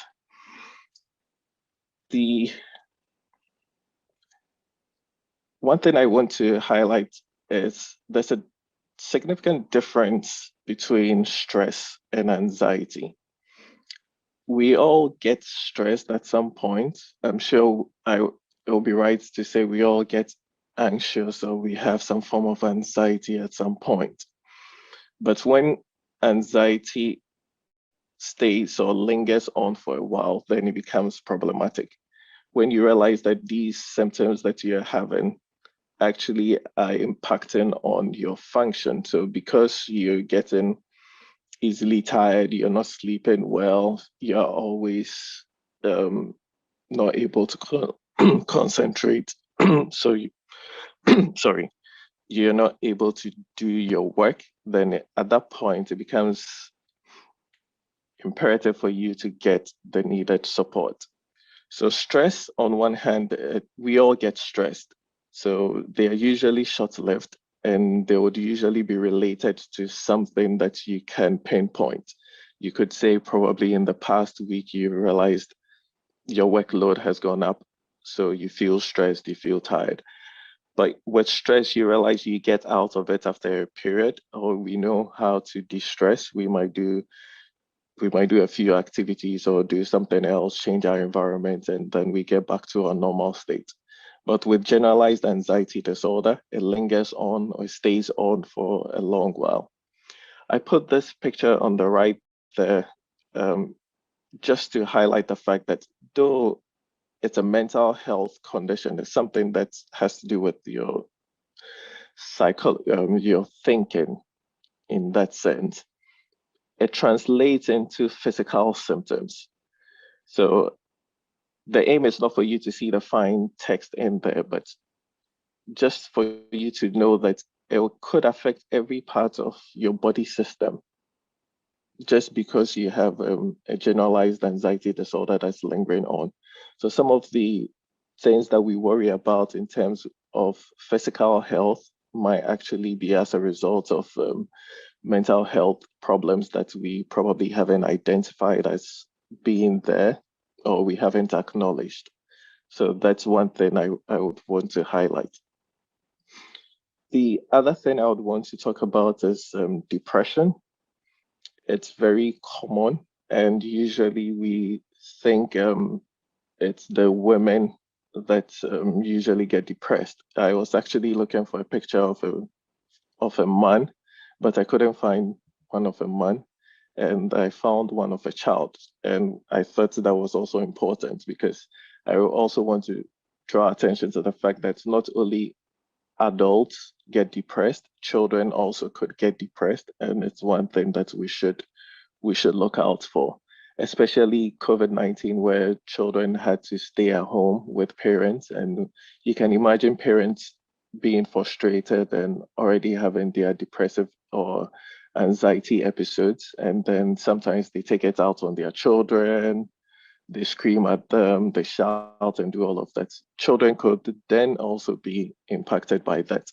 And also children not being able to go out and play with their friends and all of that, go to school, see their friends, could also have an impact on them. So in summary, some of the symptoms that could suggest someone probably might be having a depressive episode I'll start with one, people feel very uninterested in things that they usually find interesting. So let's say someone likes to play football every Saturday. All of a sudden, he's no longer interested in playing football every Saturday. He's no longer interested in, for instance, coming to church anymore, though we know that he used to love to come to church. That's something that we should notice and start trying to find out or explore, talk to the person. So people start feeling guilty. They blame themselves for a lot of things that probably they're not even responsible for. And they would want to take responsibility for everything that has gone wrong around them. Other people start losing weight. So with the weight, I would say weights change because some people lose weight, some people gain weight. And the issue is depression could go either way. Some people do a lot of eating when they're depressed. Some people do less eating when they're depressed. So you have to look out for both. Some people feel they can be helped and they are up to no good. No matter what you do, nothing would happen. Just leave them and let them be. Hopefully someday they'll die and go and everybody's trouble would be over. Other people have difficulty sleeping, and the difficulty in sleeping is very similar to that of anxiety. Like I said, some people have difficulty, just to re-emphasize, some people have difficulty falling asleep. Other people would be able to fall asleep easily, but then they would wake up earlier or after a very short period, and then they wouldn't be able to go back to sleep. Other people get angry. Some people isolate themselves. They just don't want to be with anybody. They just want to be on their own. Some people just feel tired no matter what you do. Even if they haven't done anything, they are just tired and they are always tired. And the last symptom that I would want to talk about is some people have what we call suicidal ideations, or they start thinking about, or they start contemplating death. They think they are better off dead, and everybody would be better if they die. And if you actually have that particular symptom, that is reason why you should get help immediately, or you should talk to someone immediately. Because once you start having suicidal thoughts, if you don't have the enabling support, sometimes people would attempt it not with the intention of really dying in quotes, but eventually leads to death. So it's one thing that if you're having, I would encourage that you talk to someone, find someone that you trust, and then open up to the person, or find the appropriate health facility and get the needed help. My last slide would be what can we do to improve our mental health being. First of all, I would say for us to learn to talk about our feelings. It's one thing that I think we all struggle to do. I also struggle to do that. I'm equally guilty, but it'll be good to open up to people and talk.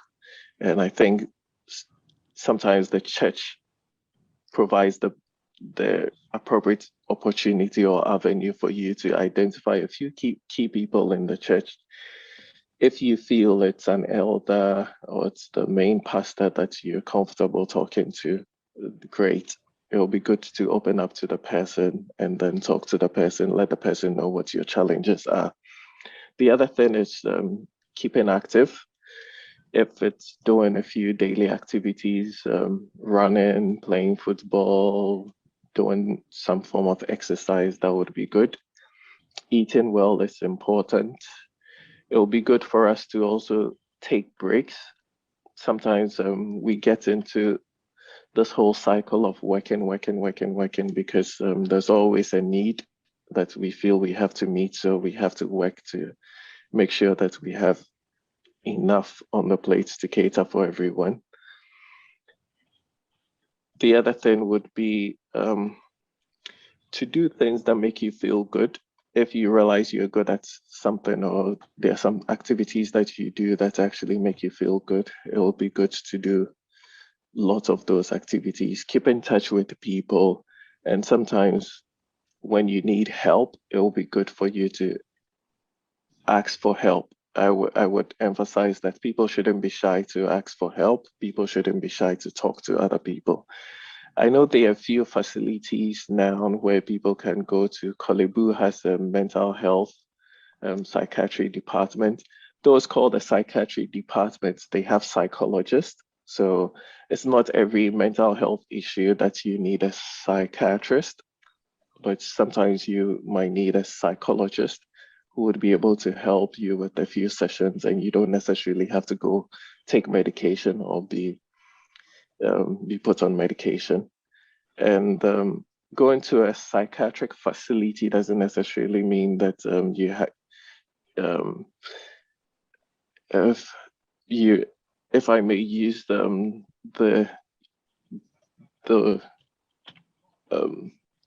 word that we would usually say, like, you're not mad because you went to a psychiatric facility. Even if you went to a psychiatric facility, there are psychologists there, and there are other health care of health workers there who would be able to provide some form of support. The last thing I would say is I'm mindful this is church, but I was contemplating whether to put the slide up or not because of the drink sensibly bit that was here. But I know in as much as this church, some people probably have issues with alcohol. So it'll be good to encourage them. If you're not able to stop, would ideally say for you to stop drinking alcohol. But if you're not able to stop, then it will be good for you to do it in a more sensible way, if I may put it that way. So at this point, I think that's my last slide. I will take questions. If there are any questions, I would be happy to address any questions. Thank you. Thank you very much, Dr. Ache. So the floor is open now for questions. You can raise your hand up, or you can post your question to the chat, the chatting space. So any questions? I'm looking through, not seeing any questions. Any questions? Well, without the questions, I'm always, I come up with questions. So Dr. Laws, you spoke about depression, and we all know that, as you rightly said, depression does not happen immediately. It's like a gradual process to get to that place. So we know about depression, and we do know, how about this, you spoke about suicide and having thoughts of harming yourself, or somebody has a thoughts of harm. What do you observe in such a person? Because it's not a sudden thing, as you said. What are the signs? Yeah, so and then why would somebody want to do that in this COVID era? Yeah. So I think I'll start with, in this COVID era, probably COVID actually provides the best environment for someone to do that, because you can imagine someone who has lost their job, they've been made redundant, or their services are no longer needed by their company. They have a family to take care of. They don't know how they would be able to provide for that family, and they probably feel they're a failure. They are not going to add up to anything in life. And before this, they probably might have been other things that are related or have been building up. They probably have issues with like their relationships at home, family, friends, and all of that.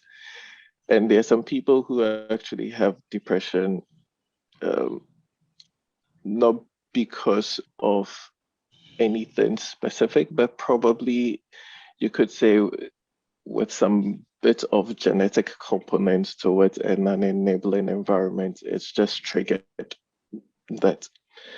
So it could just be a more like multiple of factors that have come together. But for such people, they would have realized that for instance, they are not eating as they used to. They're not eating well, or they are overeating. Their sleep pattern has changed and they are not sleeping very well. They are not well rested. They've been feeling useless and feeling they don't really add or amounts to anything in life. And sometimes we have some of these things being reinforced by other people unknowingly, because you don't know what someone is going through. But some of our comments that we make actually goes to contribute to how people are feeling, and or I would say to validate whatever thing that they're thinking about. So these things could serve as a trigger, and it's unfortunate, but sometimes people feel it's better they leave, and everybody else would have their peace. All right. Thank you very much. Are there any more questions? Any questions? Um, can you hear me, please? Yes, we Yes. can. I just want to find out if there's any relationship between COVID pandemic and drug abuse, whether it's increased the incidence or decreased the incidence, if you have an idea. Yes. So if you're considering things like alcohol use, if you're considering alcohol like a drug, or even smoking and all the other drugs, definitely there would have been an increase in drug use, because it serves as a coping mechanism for people who are having mental health issues. So a lot more people will be drinking alone because they are in isolation. Some people who probably smoke would do a lot more smoking because now they are in isolation, maybe they don't have work. And so in summary, you would expect a lot more substance use during this COVID period. Okay. I think Yes, any more along the line, you also mentioned that some people attempt to commit suicide not because they want to, but they ended up dying. If you could throw a little more light on that. Yeah, I mean, so I can imagine what you're trying to say, but I really can't associate it with impractical things. For my side, you know, yeah. so a consultant did a study on why people commit abortion, and actually people commit abortion not because they want to commit abortion, but they want to know whether they are fertile. So they just get pregnant. When they know they are able to get pregnant, they abort it. Then they convince themselves that they are fertile, which is a strange reason why people. But for the suicide bit, I'm not too sure if you could just throw a little more light on it.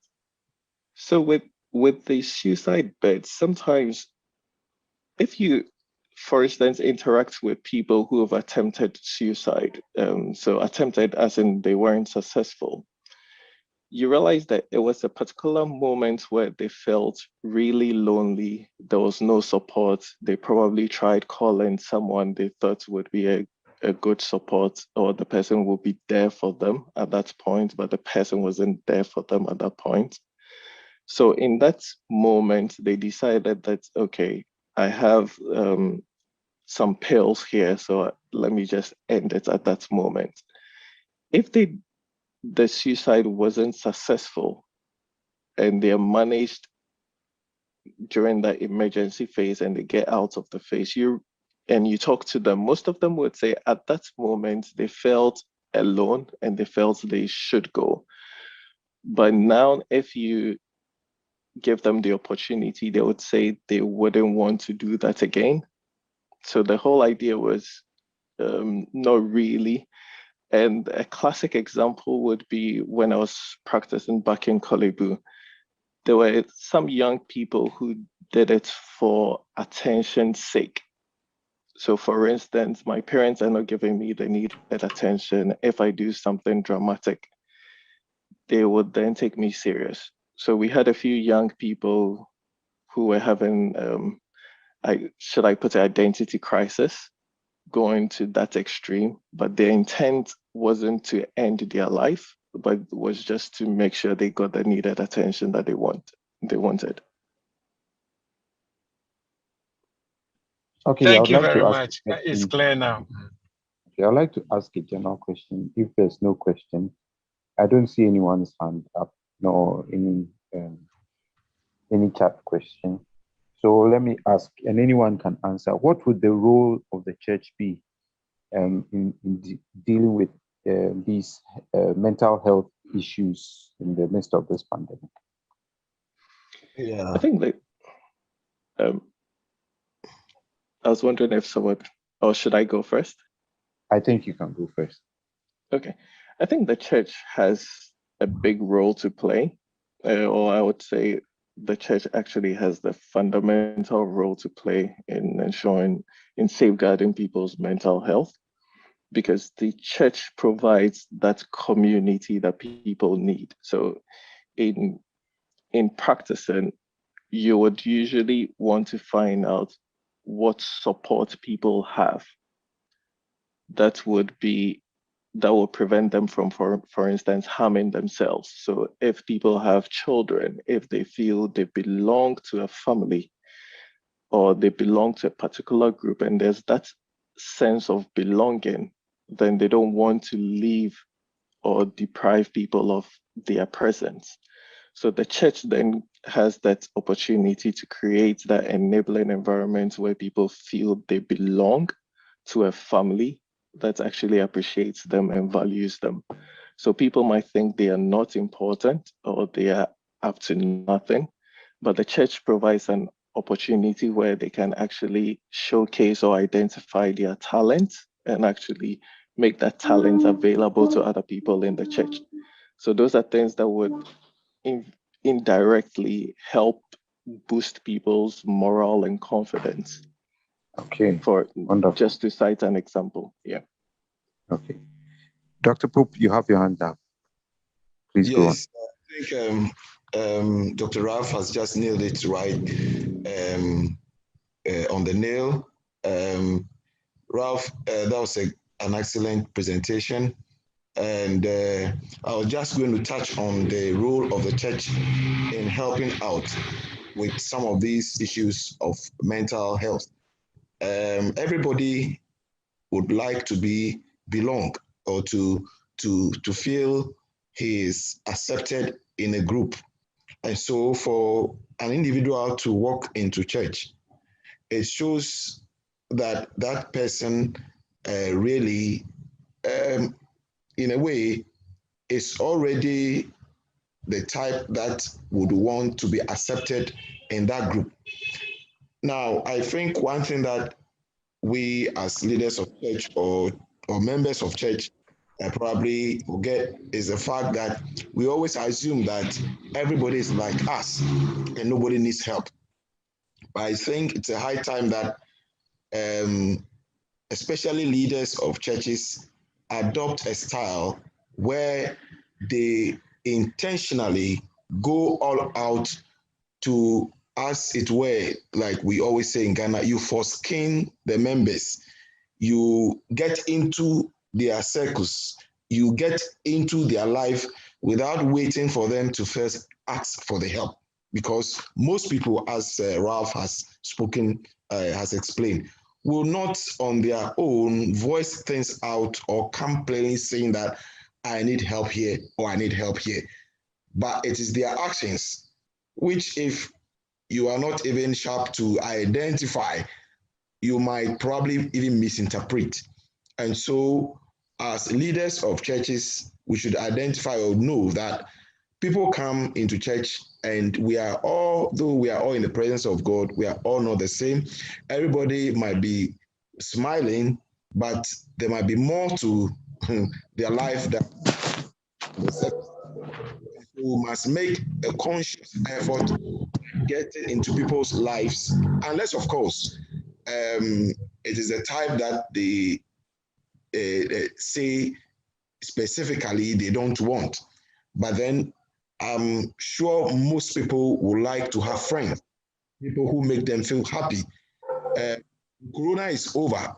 Encouragements will be given for people to come forward and to sing a lot more. These are things that I can tell you that most people used to get off most of their burdens. Some people stay under this cloud the whole week. It is only in church that they have the opportunity. And so, I have not particularly in my usual style liked a very short service. No. I in my usual self, rather like the kind that gives people the opportunity to dance a lot, sing a lot before they go home. But of course, these days, we are all looking so much at our time. But then that is the healing period for most people, where they have the opportunity to sing a lot, dance a lot, wave their handkerchief. Look, it is enough a dose for a week. Thank you. Thank you, Doc. Yes, any more contributions? I was just going to say, just add to what Dr. Papalampa said. I've always considered the church. Okay, that's my perspective. Let me say, I see the church as a hospital, in the sense that we all come because we all have issues and we all need something. So if we, as church members or as a church community, see it as we've all come to the hospital, we all have various ailments or disease conditions, then we would be more mindful of how we treat other people, and we wouldn't be too judgmental or try to write people off. And I think that sometimes would help, because sometimes people come to church and they leave probably not feeling as well as they would want to. They don't get the support they need because probably someone said something or someone looked at them in some way or something like that, because they probably didn't fit in. But if we all see ourselves as we've all gone to the hospital and we're going to see God, who is the doctor, for some consultation, then we would all be tolerant to one another. Yeah. Wonderful. Yes, please. Questions, contributions.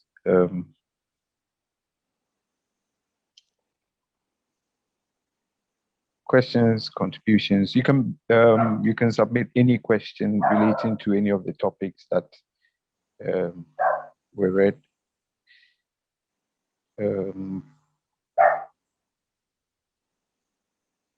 Any questions? Okay, there was a question that someone asked, how safe is the Sputnik vaccine? Dr. Kranting, are you there? Dr. Pope, or any other person here? Dr. Kash, we've got a lot of doctors on the platform, or any other person who has sufficient knowledge. How safe is the Sputnik vaccine? All right, let me just attempt that question.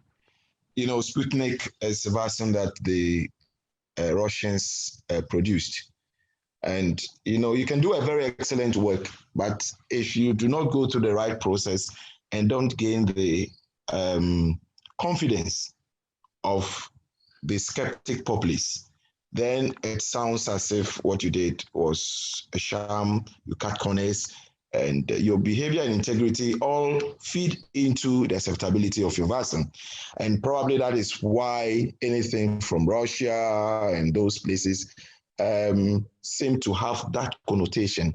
However, I think when other countries took it, I think the Latin Americas, Cuba, and some other places, when they took the Sputnik, it was observed that, I think it was even reported in the Lancet or so, that it had a very high success rate.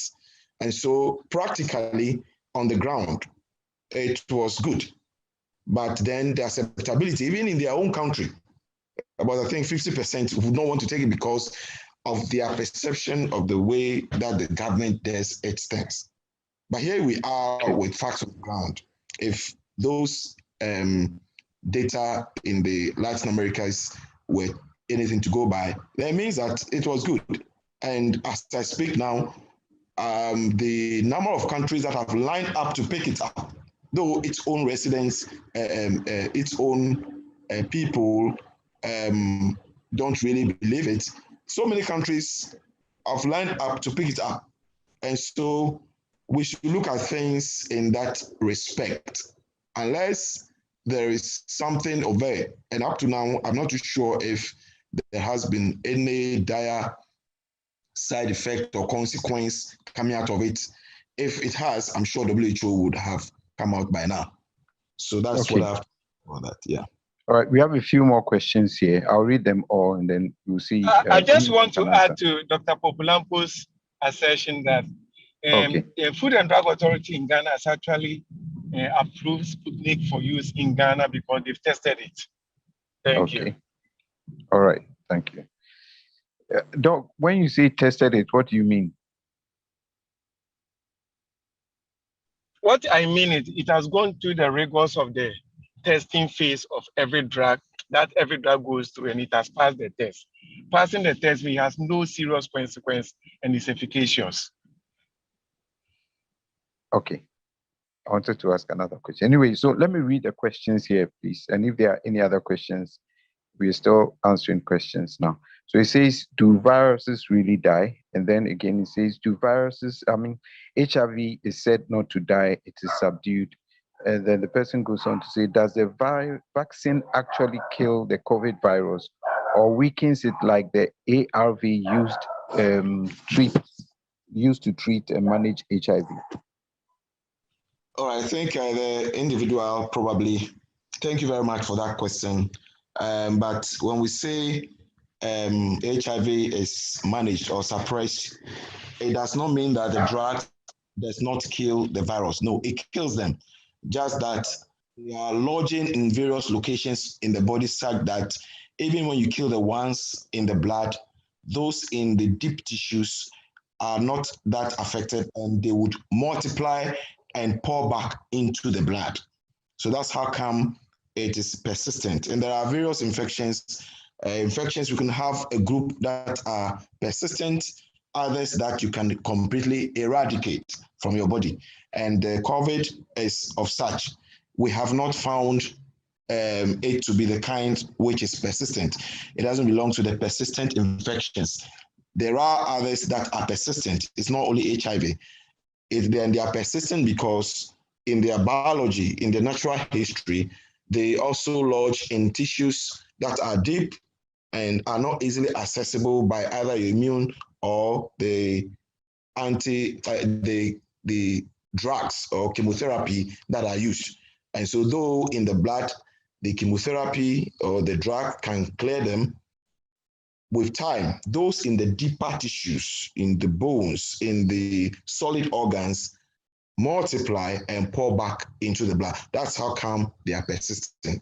And so those are the distinctions. But then the viruses do die by the action of drugs or vaccine. I hope I've explained it.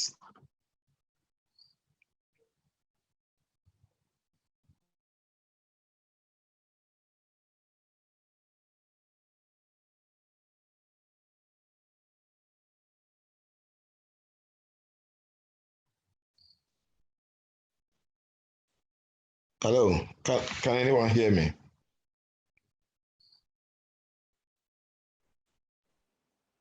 Yes. Oh, okay. All right. So I thought I was alone. All No. right. So that's it.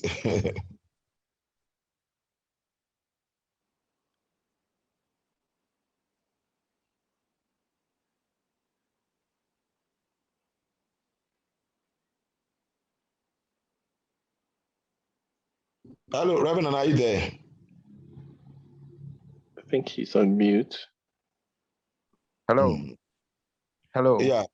Yes, Oh, I we can actually hear thought I was reading a question, I didn't Okay. know I was off.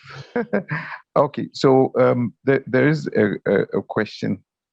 It says, what happens to antibodies if they have nothing to do over a period of time? And I think this is referring to maybe the COVID vaccine, antibodies that it produces or helps you to produce. I think maybe you need to explain the process of antibodies. Yes. All right. Thank you very much. The antibodies are proteins that our own body produces, and they are produced against foreign agents that enter our body. And so when the antibodies are present, they are a good thing. They are supposed to protect you. They have their own natural life or half-life. Every antibody produced against any specific foreign agent has its own half-life. That is, time it takes to decay to about half of its quantity, and further half, and further half, and further half, till it gets to a critical level that is below the concentration needed to protect you. At that time, then you need a booster of the vaccine to bring the quantity of the virus back to that high level that is needed to protect you. So they are not organisms or viruses or let's say living whatever which you kill with antibiotics per se. No, they are things or products from your body which are supposed to protect you, and their concentrations decrease with time. Some can take 10 years, others can take 6 months, etc. That is why with the COVID vaccine, we are yet to know the full extent to which the levels would stay in your blood protective. And so from the time that the first person who was used as a trial got the vaccine, it's still being studied as to how the various concentrations decrease. And when that study is over, then we'll know whether the vaccine that you have got and the antibodies generated to protect you would take, let's say, 6 months or 8 months or a year to be reduced to quantities below the protective concentrations. I hope Okay. I have answered. Yeah, Doc, I think the other part of the question has to do with, it says, what happens to those antibodies if they have nothing to do over a period of time? So they are there to protect you, but if they have nothing to do, what happens to them? Is there any way in which maybe it will affect the body or the system, affect something else? Or when they are there, it's okay, nothing happens? Right. So when they are there, they do not destroy your body or do any harm to you yourself. They are your own body products. So they are there for a long time and they do not harm you as an individual.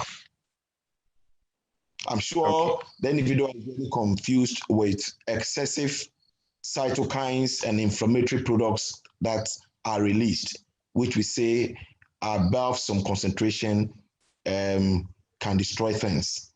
These are antibodies and they are not, so to say, harmful to you, even if they are present for a long time without work to do. Okay. All right. So I think we're gradually drawing to a close because I'm not seeing any questions so far. Okay. Yeah. I think the person has come back with another question, sort of a comment. Says, for someone who is skeptical about taking the vaccine, Then says, clearly there are a lot of unknowns about the vaccine. What are some of the foodstuffs or herbal things to use to fight the virus or stay safe? So there's someone who is not um, or someone who feels very safe with the vaccine. What can you say?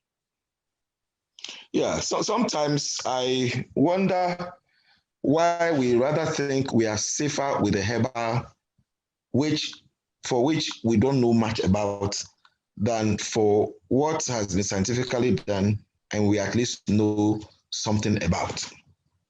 If the herbal concentrations or concoctions are very plain and we really know what they contain and what they're doing in our body, I'll be very fine. So that we know that we are comparing truth with truth. But then for most of these people who are even asked most of the time to send their products to Mampong or to centers where they can be scrutinized, they fail to do so. Because I can assure you that if a doctor has a sure word from these scientific centers that these herbal concoctions are safe, probably will be the first people to prescribe them. But most often, they do not have those information.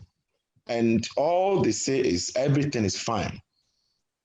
Now, there have been reports also of persons whose concoctions have been tested and have been found to be very opposite what they say about it. And so sometimes you wonder where that hope or heavy confidence put in them is coming from. So I think we should encourage them to rather be very plain and clear with everybody than just the general information they give, which when it comes to the educated, we should probably, it makes the educated or the scientists a bit skeptical because of the lack of information that they have. Okay. Thank you very much, Doc. And thank you, Dr. Chia. Okay, so we have an officer from the 37 Military Hospital to tell us something about the blood donation exercise and the benefits of blood donation. So I'm going to ask that's Angela Botry to speak to us about blood donation. We all know tomorrow at the first service and after the first service and after the second service, we'll be conducting a blood donation exercise. So here's some good information that would help us all. So Dr. Angela Botry, we would like to welcome you. Kindly go ahead. Good evening. Good evening. Actually, I am not a doctor, I'm a medical laboratory scientist. Okay, thank you. That's all to say. I mean, we're ready to listen to you. Yes. Can I please share my... Yes, the team will add you in a moment.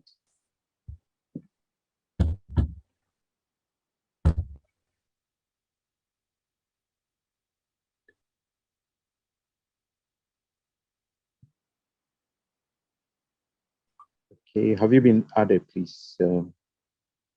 Kindly try it again. Yes, please.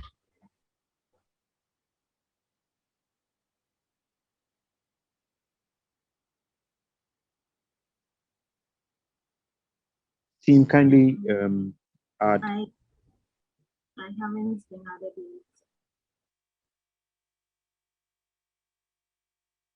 The name is Angela Botry, please. Team.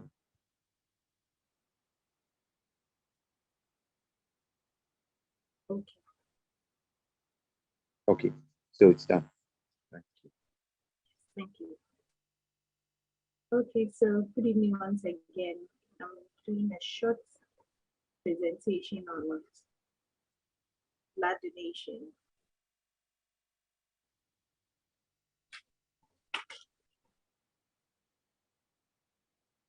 So blood transfusion is a core service in the healthcare system and individuals who donate their blood provide a unique contribution to the health and survival. Hello, Angela. of others. Hello, Angela. Sorry to Yes, cut please. you. Can you hear me? Kindly speak up a little bit for us Yes, please. so that we can all hear.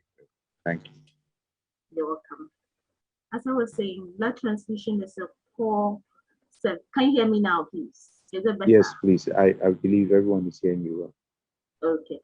It's a core service in the healthcare system, and individuals who donate their blood provide a unique contribution to the health and survival of others. Blood transfusion, again, is an indispensable component of the healthcare system. It contributes to saving lives, saving millions of lives each year in both routine and emergency services. Blood supplies need to be constantly replenished since whole blood has a shelf life. So we don't just have them sitting there and they are there forever, but they do expire. So there's always the need for constant replacement of the product. And to maintain adequate blood stocks in the face of rising clinical demands, there should always be constant supply of blood and blood products at all times, like I said. So the WHO estimates that blood donation of about 1% of a population is generally the minimum needed to meet the nation's most basic blood transfusion requirements. Globally, there's more than 70 countries who have not been able to attain this 1% minimum voluntary donation. That is 10 donations per 100 people in the population, according to WHO in 2006. Here in Ghana, the National Blood Service says that it was able to meet just about 50% of the target it had for last year, which was 300,000 units of blood. So here in Ghana, we did not also meet our target.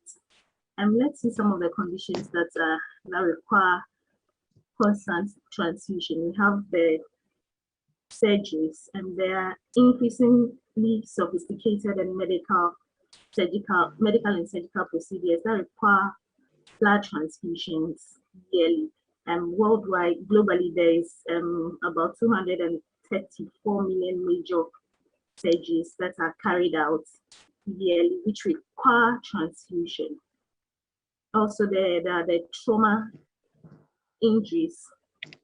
Road traffic accidents kill about 1.2 million people globally. And then it injures and then disables many. A large number of these groups require transfusion during the first 24 hours of treatment. Globally also, it's estimated that 63 million of RTAs, that's road traffic accidents, require this urgent blood transfusions during the first 24 hours, like I said earlier. There are the cancer cases that also require constant transfusion for their treatment. There's also the pregnancy and childbirth related complications.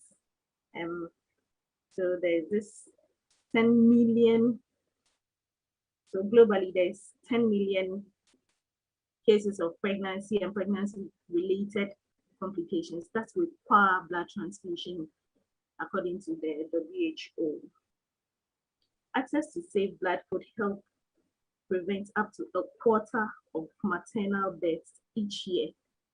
And then here in Ghana, in 2020, up to 50% of pregnant women who died during childbirth could have been avoided if we had enough blood in our blood banks. The anemias, especially childhood anemias, also contribute to a high number of blood transfusion. So let's look at types of blood and blood products. Right now, we are shifting, there's a shift from whole blood transfusion to component therapy, where the whole unit of blood is not transfused into an individual, but the component that is particularly needed by the individual is what is transfused. So a whole blood is separated into the various components and then given to the people who need them. So we have a whole blood which has a shelf life of 35 to 42 days. It stays refrigerated. There's also the concentrated red blood cell, which also has a shelf life of 35 to 42 days. It is also refrigerated. We have also the platelets concentrates. This has a lifespan of between 5 to 10 days, and then it's kept at room temperature but in constant motion to prevent aggregation. There's also the fresh frozen plasma and the cryoprecipitates. These are frozen. When we extract them, we can keep them for up to a year. So out of the whole blood, we have the concentrated red blood cell that can be extracted, the platelet concentrates, the fresh frozen plasma, and the cryoprecipitates. So this is a visual representation of how the products look like. The concentrated red blood cell looks this way. It is reduced, it has a very reduced plasma concentration. The plasma then is extracted and then frozen, and then it becomes the fresh frozen plasma. We also have the platelet concentrates and then the cryoprecipitates. So the product indication for transfusion.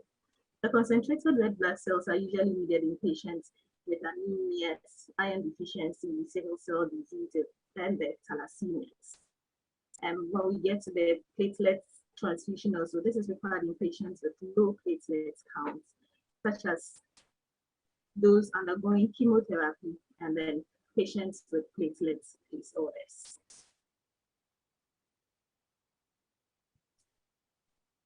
With the plasma transfusion, it is needed in patients with severe burns, those with infections or liver diseases. And whole blood is usually used in severe traumatic hemorrhage and then for surgeries. Now let's look at the type of donors that we have.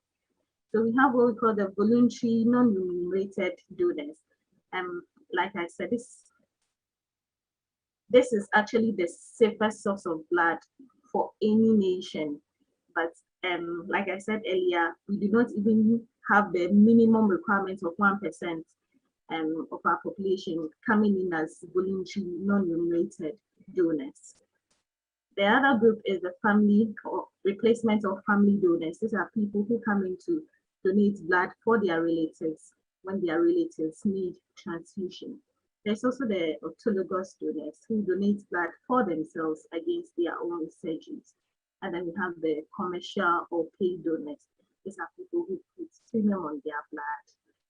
So they donate and then get paid for the donation that they do.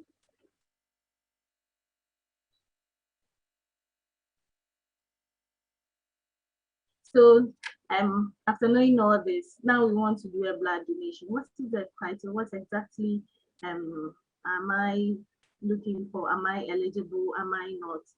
So the donation selection criteria determines the eligibility of a donor to donate blood or otherwise.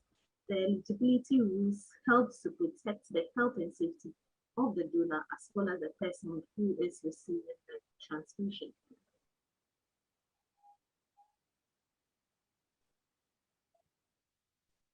All prospective donors should therefore be assessed for their suitability to blood, and this is to ensure that we identify the factors that might make an individual suitable as a donor or repair them permanently or temporarily. There's also the other aspects that we do this selection criteria so that we do not waste blood. So if somebody knows that he or she doesn't qualify, the person doesn't come at all, then we take the blood and then discard it in the end because we find out that it is not safe. So this is the process we go through during blood donation. A donor is registered for the process, and in the registration, the donor is given a registration number, the date of birth is required, and then the gender, contact details taken. There's also the pre-donation information. Pre-donation information is more like what I am doing now. It can be audio, visual, it can be written, it can be through a talk, in very simple terms for the donors to understand what exactly is required of them. This also helps to reduce the workload, because through the pre-donation information, the donor is able to assess whether he's eligible to donate or not. There's also the donor questionnaire. The donor questionnaire usually contains, it has a group of questions about the health status, inquiring about the health status of the donor. There is also the donor interview and pre-donation counseling, where a staff takes the donor through the questionnaire and ensures that the donor truly understands what has been asked of him, and then consents to whatever is within on the form.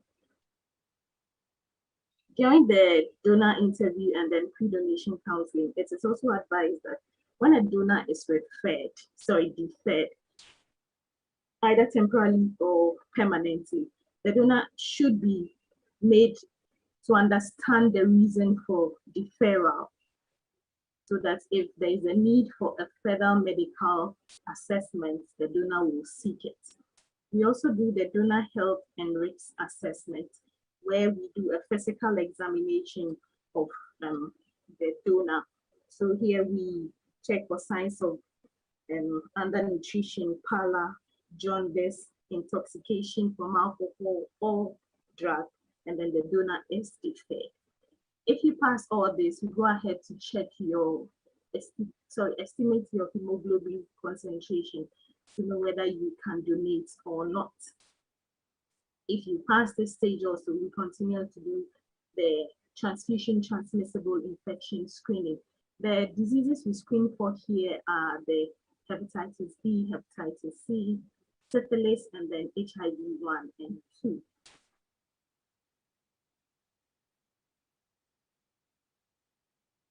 So you have we've gone through the process, the donor has passed, and passed all the stages and then has qualified. So what does the donor do before he gets onto the bed to donate the blood? It is actually recommended that the donor should eat heavily and be properly hydrated before he goes onto the bed. So it's actually advisable that blood donation centers will get water in their premises, so that the donors are well hydrated before they go into the bed to do the donation.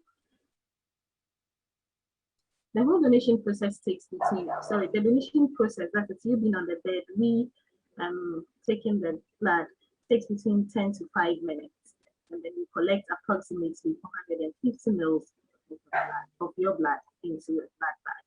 However, the entire donation process takes between 30 to 45 minutes. So when we come to your premises, within 30 to 45 minutes, we should be done with you so that you can go about to your activities. So we have donated blood. What do I gain by doing this? Is it important? Somebody might ask. Of course, it is important, because blood cannot be produced. So it can be gotten from people. If we do not donate blood, there wouldn't be blood in our blood banks. So it is imperative on us to make sure that we do get our blood banks stocked. So I'd like to touch on a few of the benefits of blood donation. It gives you, it's the highest humanitarian act that anybody can undertake, because you're giving a part of yourself to save somebody's life. So it gives you the opportunity to save other lives. And like Dr. Raf was saying, it helps your mental well-being as well. There's that satisfaction that I have saved a soul. So it helps your mental well-being. It rejuvenates your body because after the donation, the human body has about approximately 10 units of blood, and then at every donation you give 450. Approximately 1 unit of that blood is taken off. And when you do this donation, your system triggers itself to produce new blood cells, and in doing so, it rejuvenates your entire body. It is believed that it lowers cholesterol, and then it lowers the risk of cancers as well. It also reduces the risk of heart and liver diseases, because when you do a donation, you shed about 22 to 225 to 250 milligrams of iron. So you do not have an iron overload to lead to some cancers as well. And then it maintains your body weight, because about 650 calories of your body fat is shed off when you do a single donation. However, people should not take this as a means of slimming down. So if you want to slim down, then constantly you do a donation. No, it shouldn't be. So, and then it offers you an opportunity for a free medical checkup, because when you come, you are taken through a vigorous medical screening before your blood is taken. So after qualifying, you know that yes, truly you are in a proper state of well-being.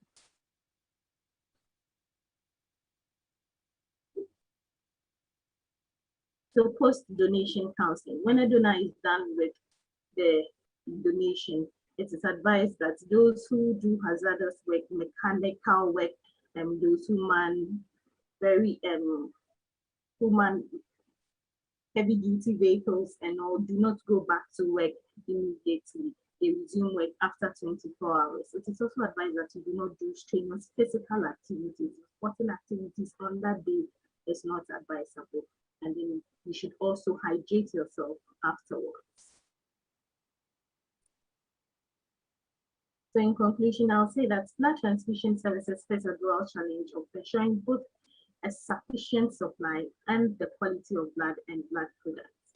So it is imperative on all of us, that is, if you qualify, to donate blood to save lives, because out of 1 unit of blood, you can derive 4 products, and this can save 4 individuals. Thank you very much. Thank you, Angela. Thank you very much for the information you have given. Very useful information to help us all. So if you are elsewhere and you are not with us tomorrow, you can go to a health facility, a hospital actually, and donate some blood. As she's rightly said, it's the greatest humanitarian act that you could do. I'll just ask for one question, and then we'll be asking our general overseer to say a prayer over us. By way of information, tomorrow we are having another talk, and there are other very important topics that we'll be having also from 6 o'clock in the evening. And tune in, get ready, have your questions ready as well. We've circulated all the topics for tomorrow, so you can find out what the topics are and get your questions ready. Okay, so I'm still waiting. Is there anyone who has a question? One question, and then we'll be done.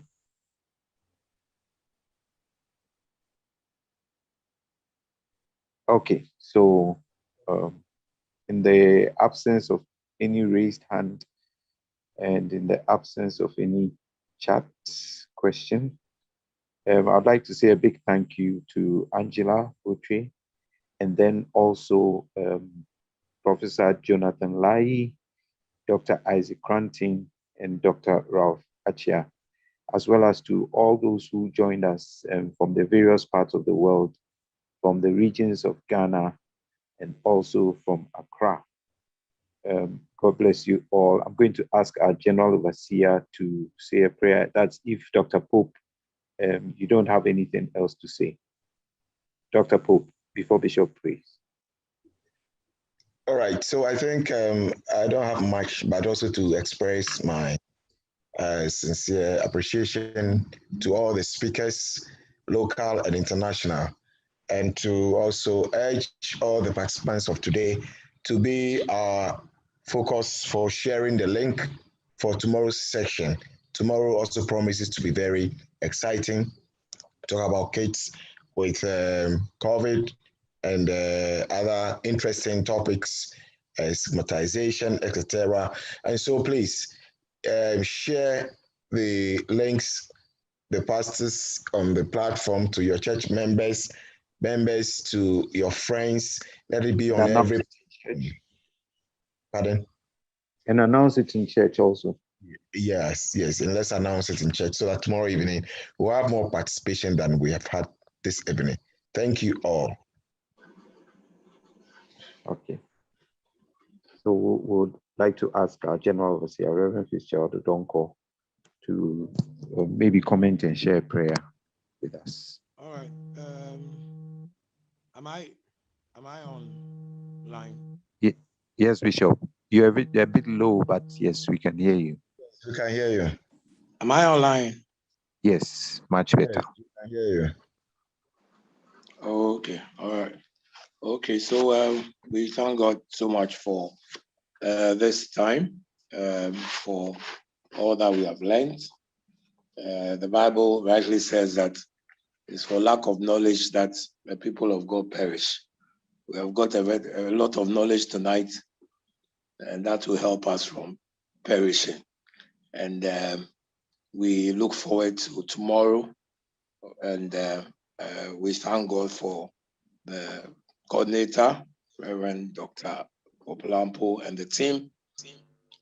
And we want to say that over and above all that we have said, and as they have rightly said, we need the help of God, because He is our ultimate physician.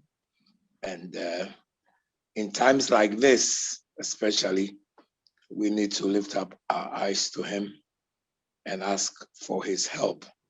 I also want to add my word concerning the blood donation tomorrow, that those of us who are in the position to do that should ensure that they do it. You never know which life will be saved by your act of sacrifice and obedience. So on this note, I'd like us to share a word of prayer, a closing word of prayer. Shall we pray? Father, we thank you so much for this time. We thank you for all the light that you've given to us through your servants. We thank you for the questions that have been asked. We thank you for the clarifications that have been given. And we thank you for your presence that has been with us. We know that you're the God of all knowledge. We know that you're the God who is our healer. We know that it is in you that we live and move and have our being. We ask that you continue to watch over us and over our loved ones. We pray that we will use this knowledge purposefully. We ask also, Lord, that you will strengthen us. We come against any spirit of anxiety, any spirit of fear. And we declare that by faith, we will overcome even in this situation and in every other area of our lives. We pray especially for your blessing upon all our resource persons. We ask that you replenish every virtue, continue to be with them and their loved ones, continue to use them for the service of the kingdom. And now I pray that God will watch over you. I pray that God will strengthen you. I pray that God will guard and guide you. I pray that he will fill you with his goodness. I release good health, peace of mind. I release length of days. I release also the preservation that comes from God upon us. May he satisfy all of us with long life according to his word. And I ask that he will watch over us, those that are going to sleep, that the angels of God will watch over us, that our sleep will be restful, wake up tomorrow morning refreshed, ready for every good work and word, and know that because Jehovah lives, we shall also live. You are blessed. In Jesus' name, amen. Amen. Amen. All right. So thank you very much. And thank you, Reverend Anna, for hosting, co-hosting.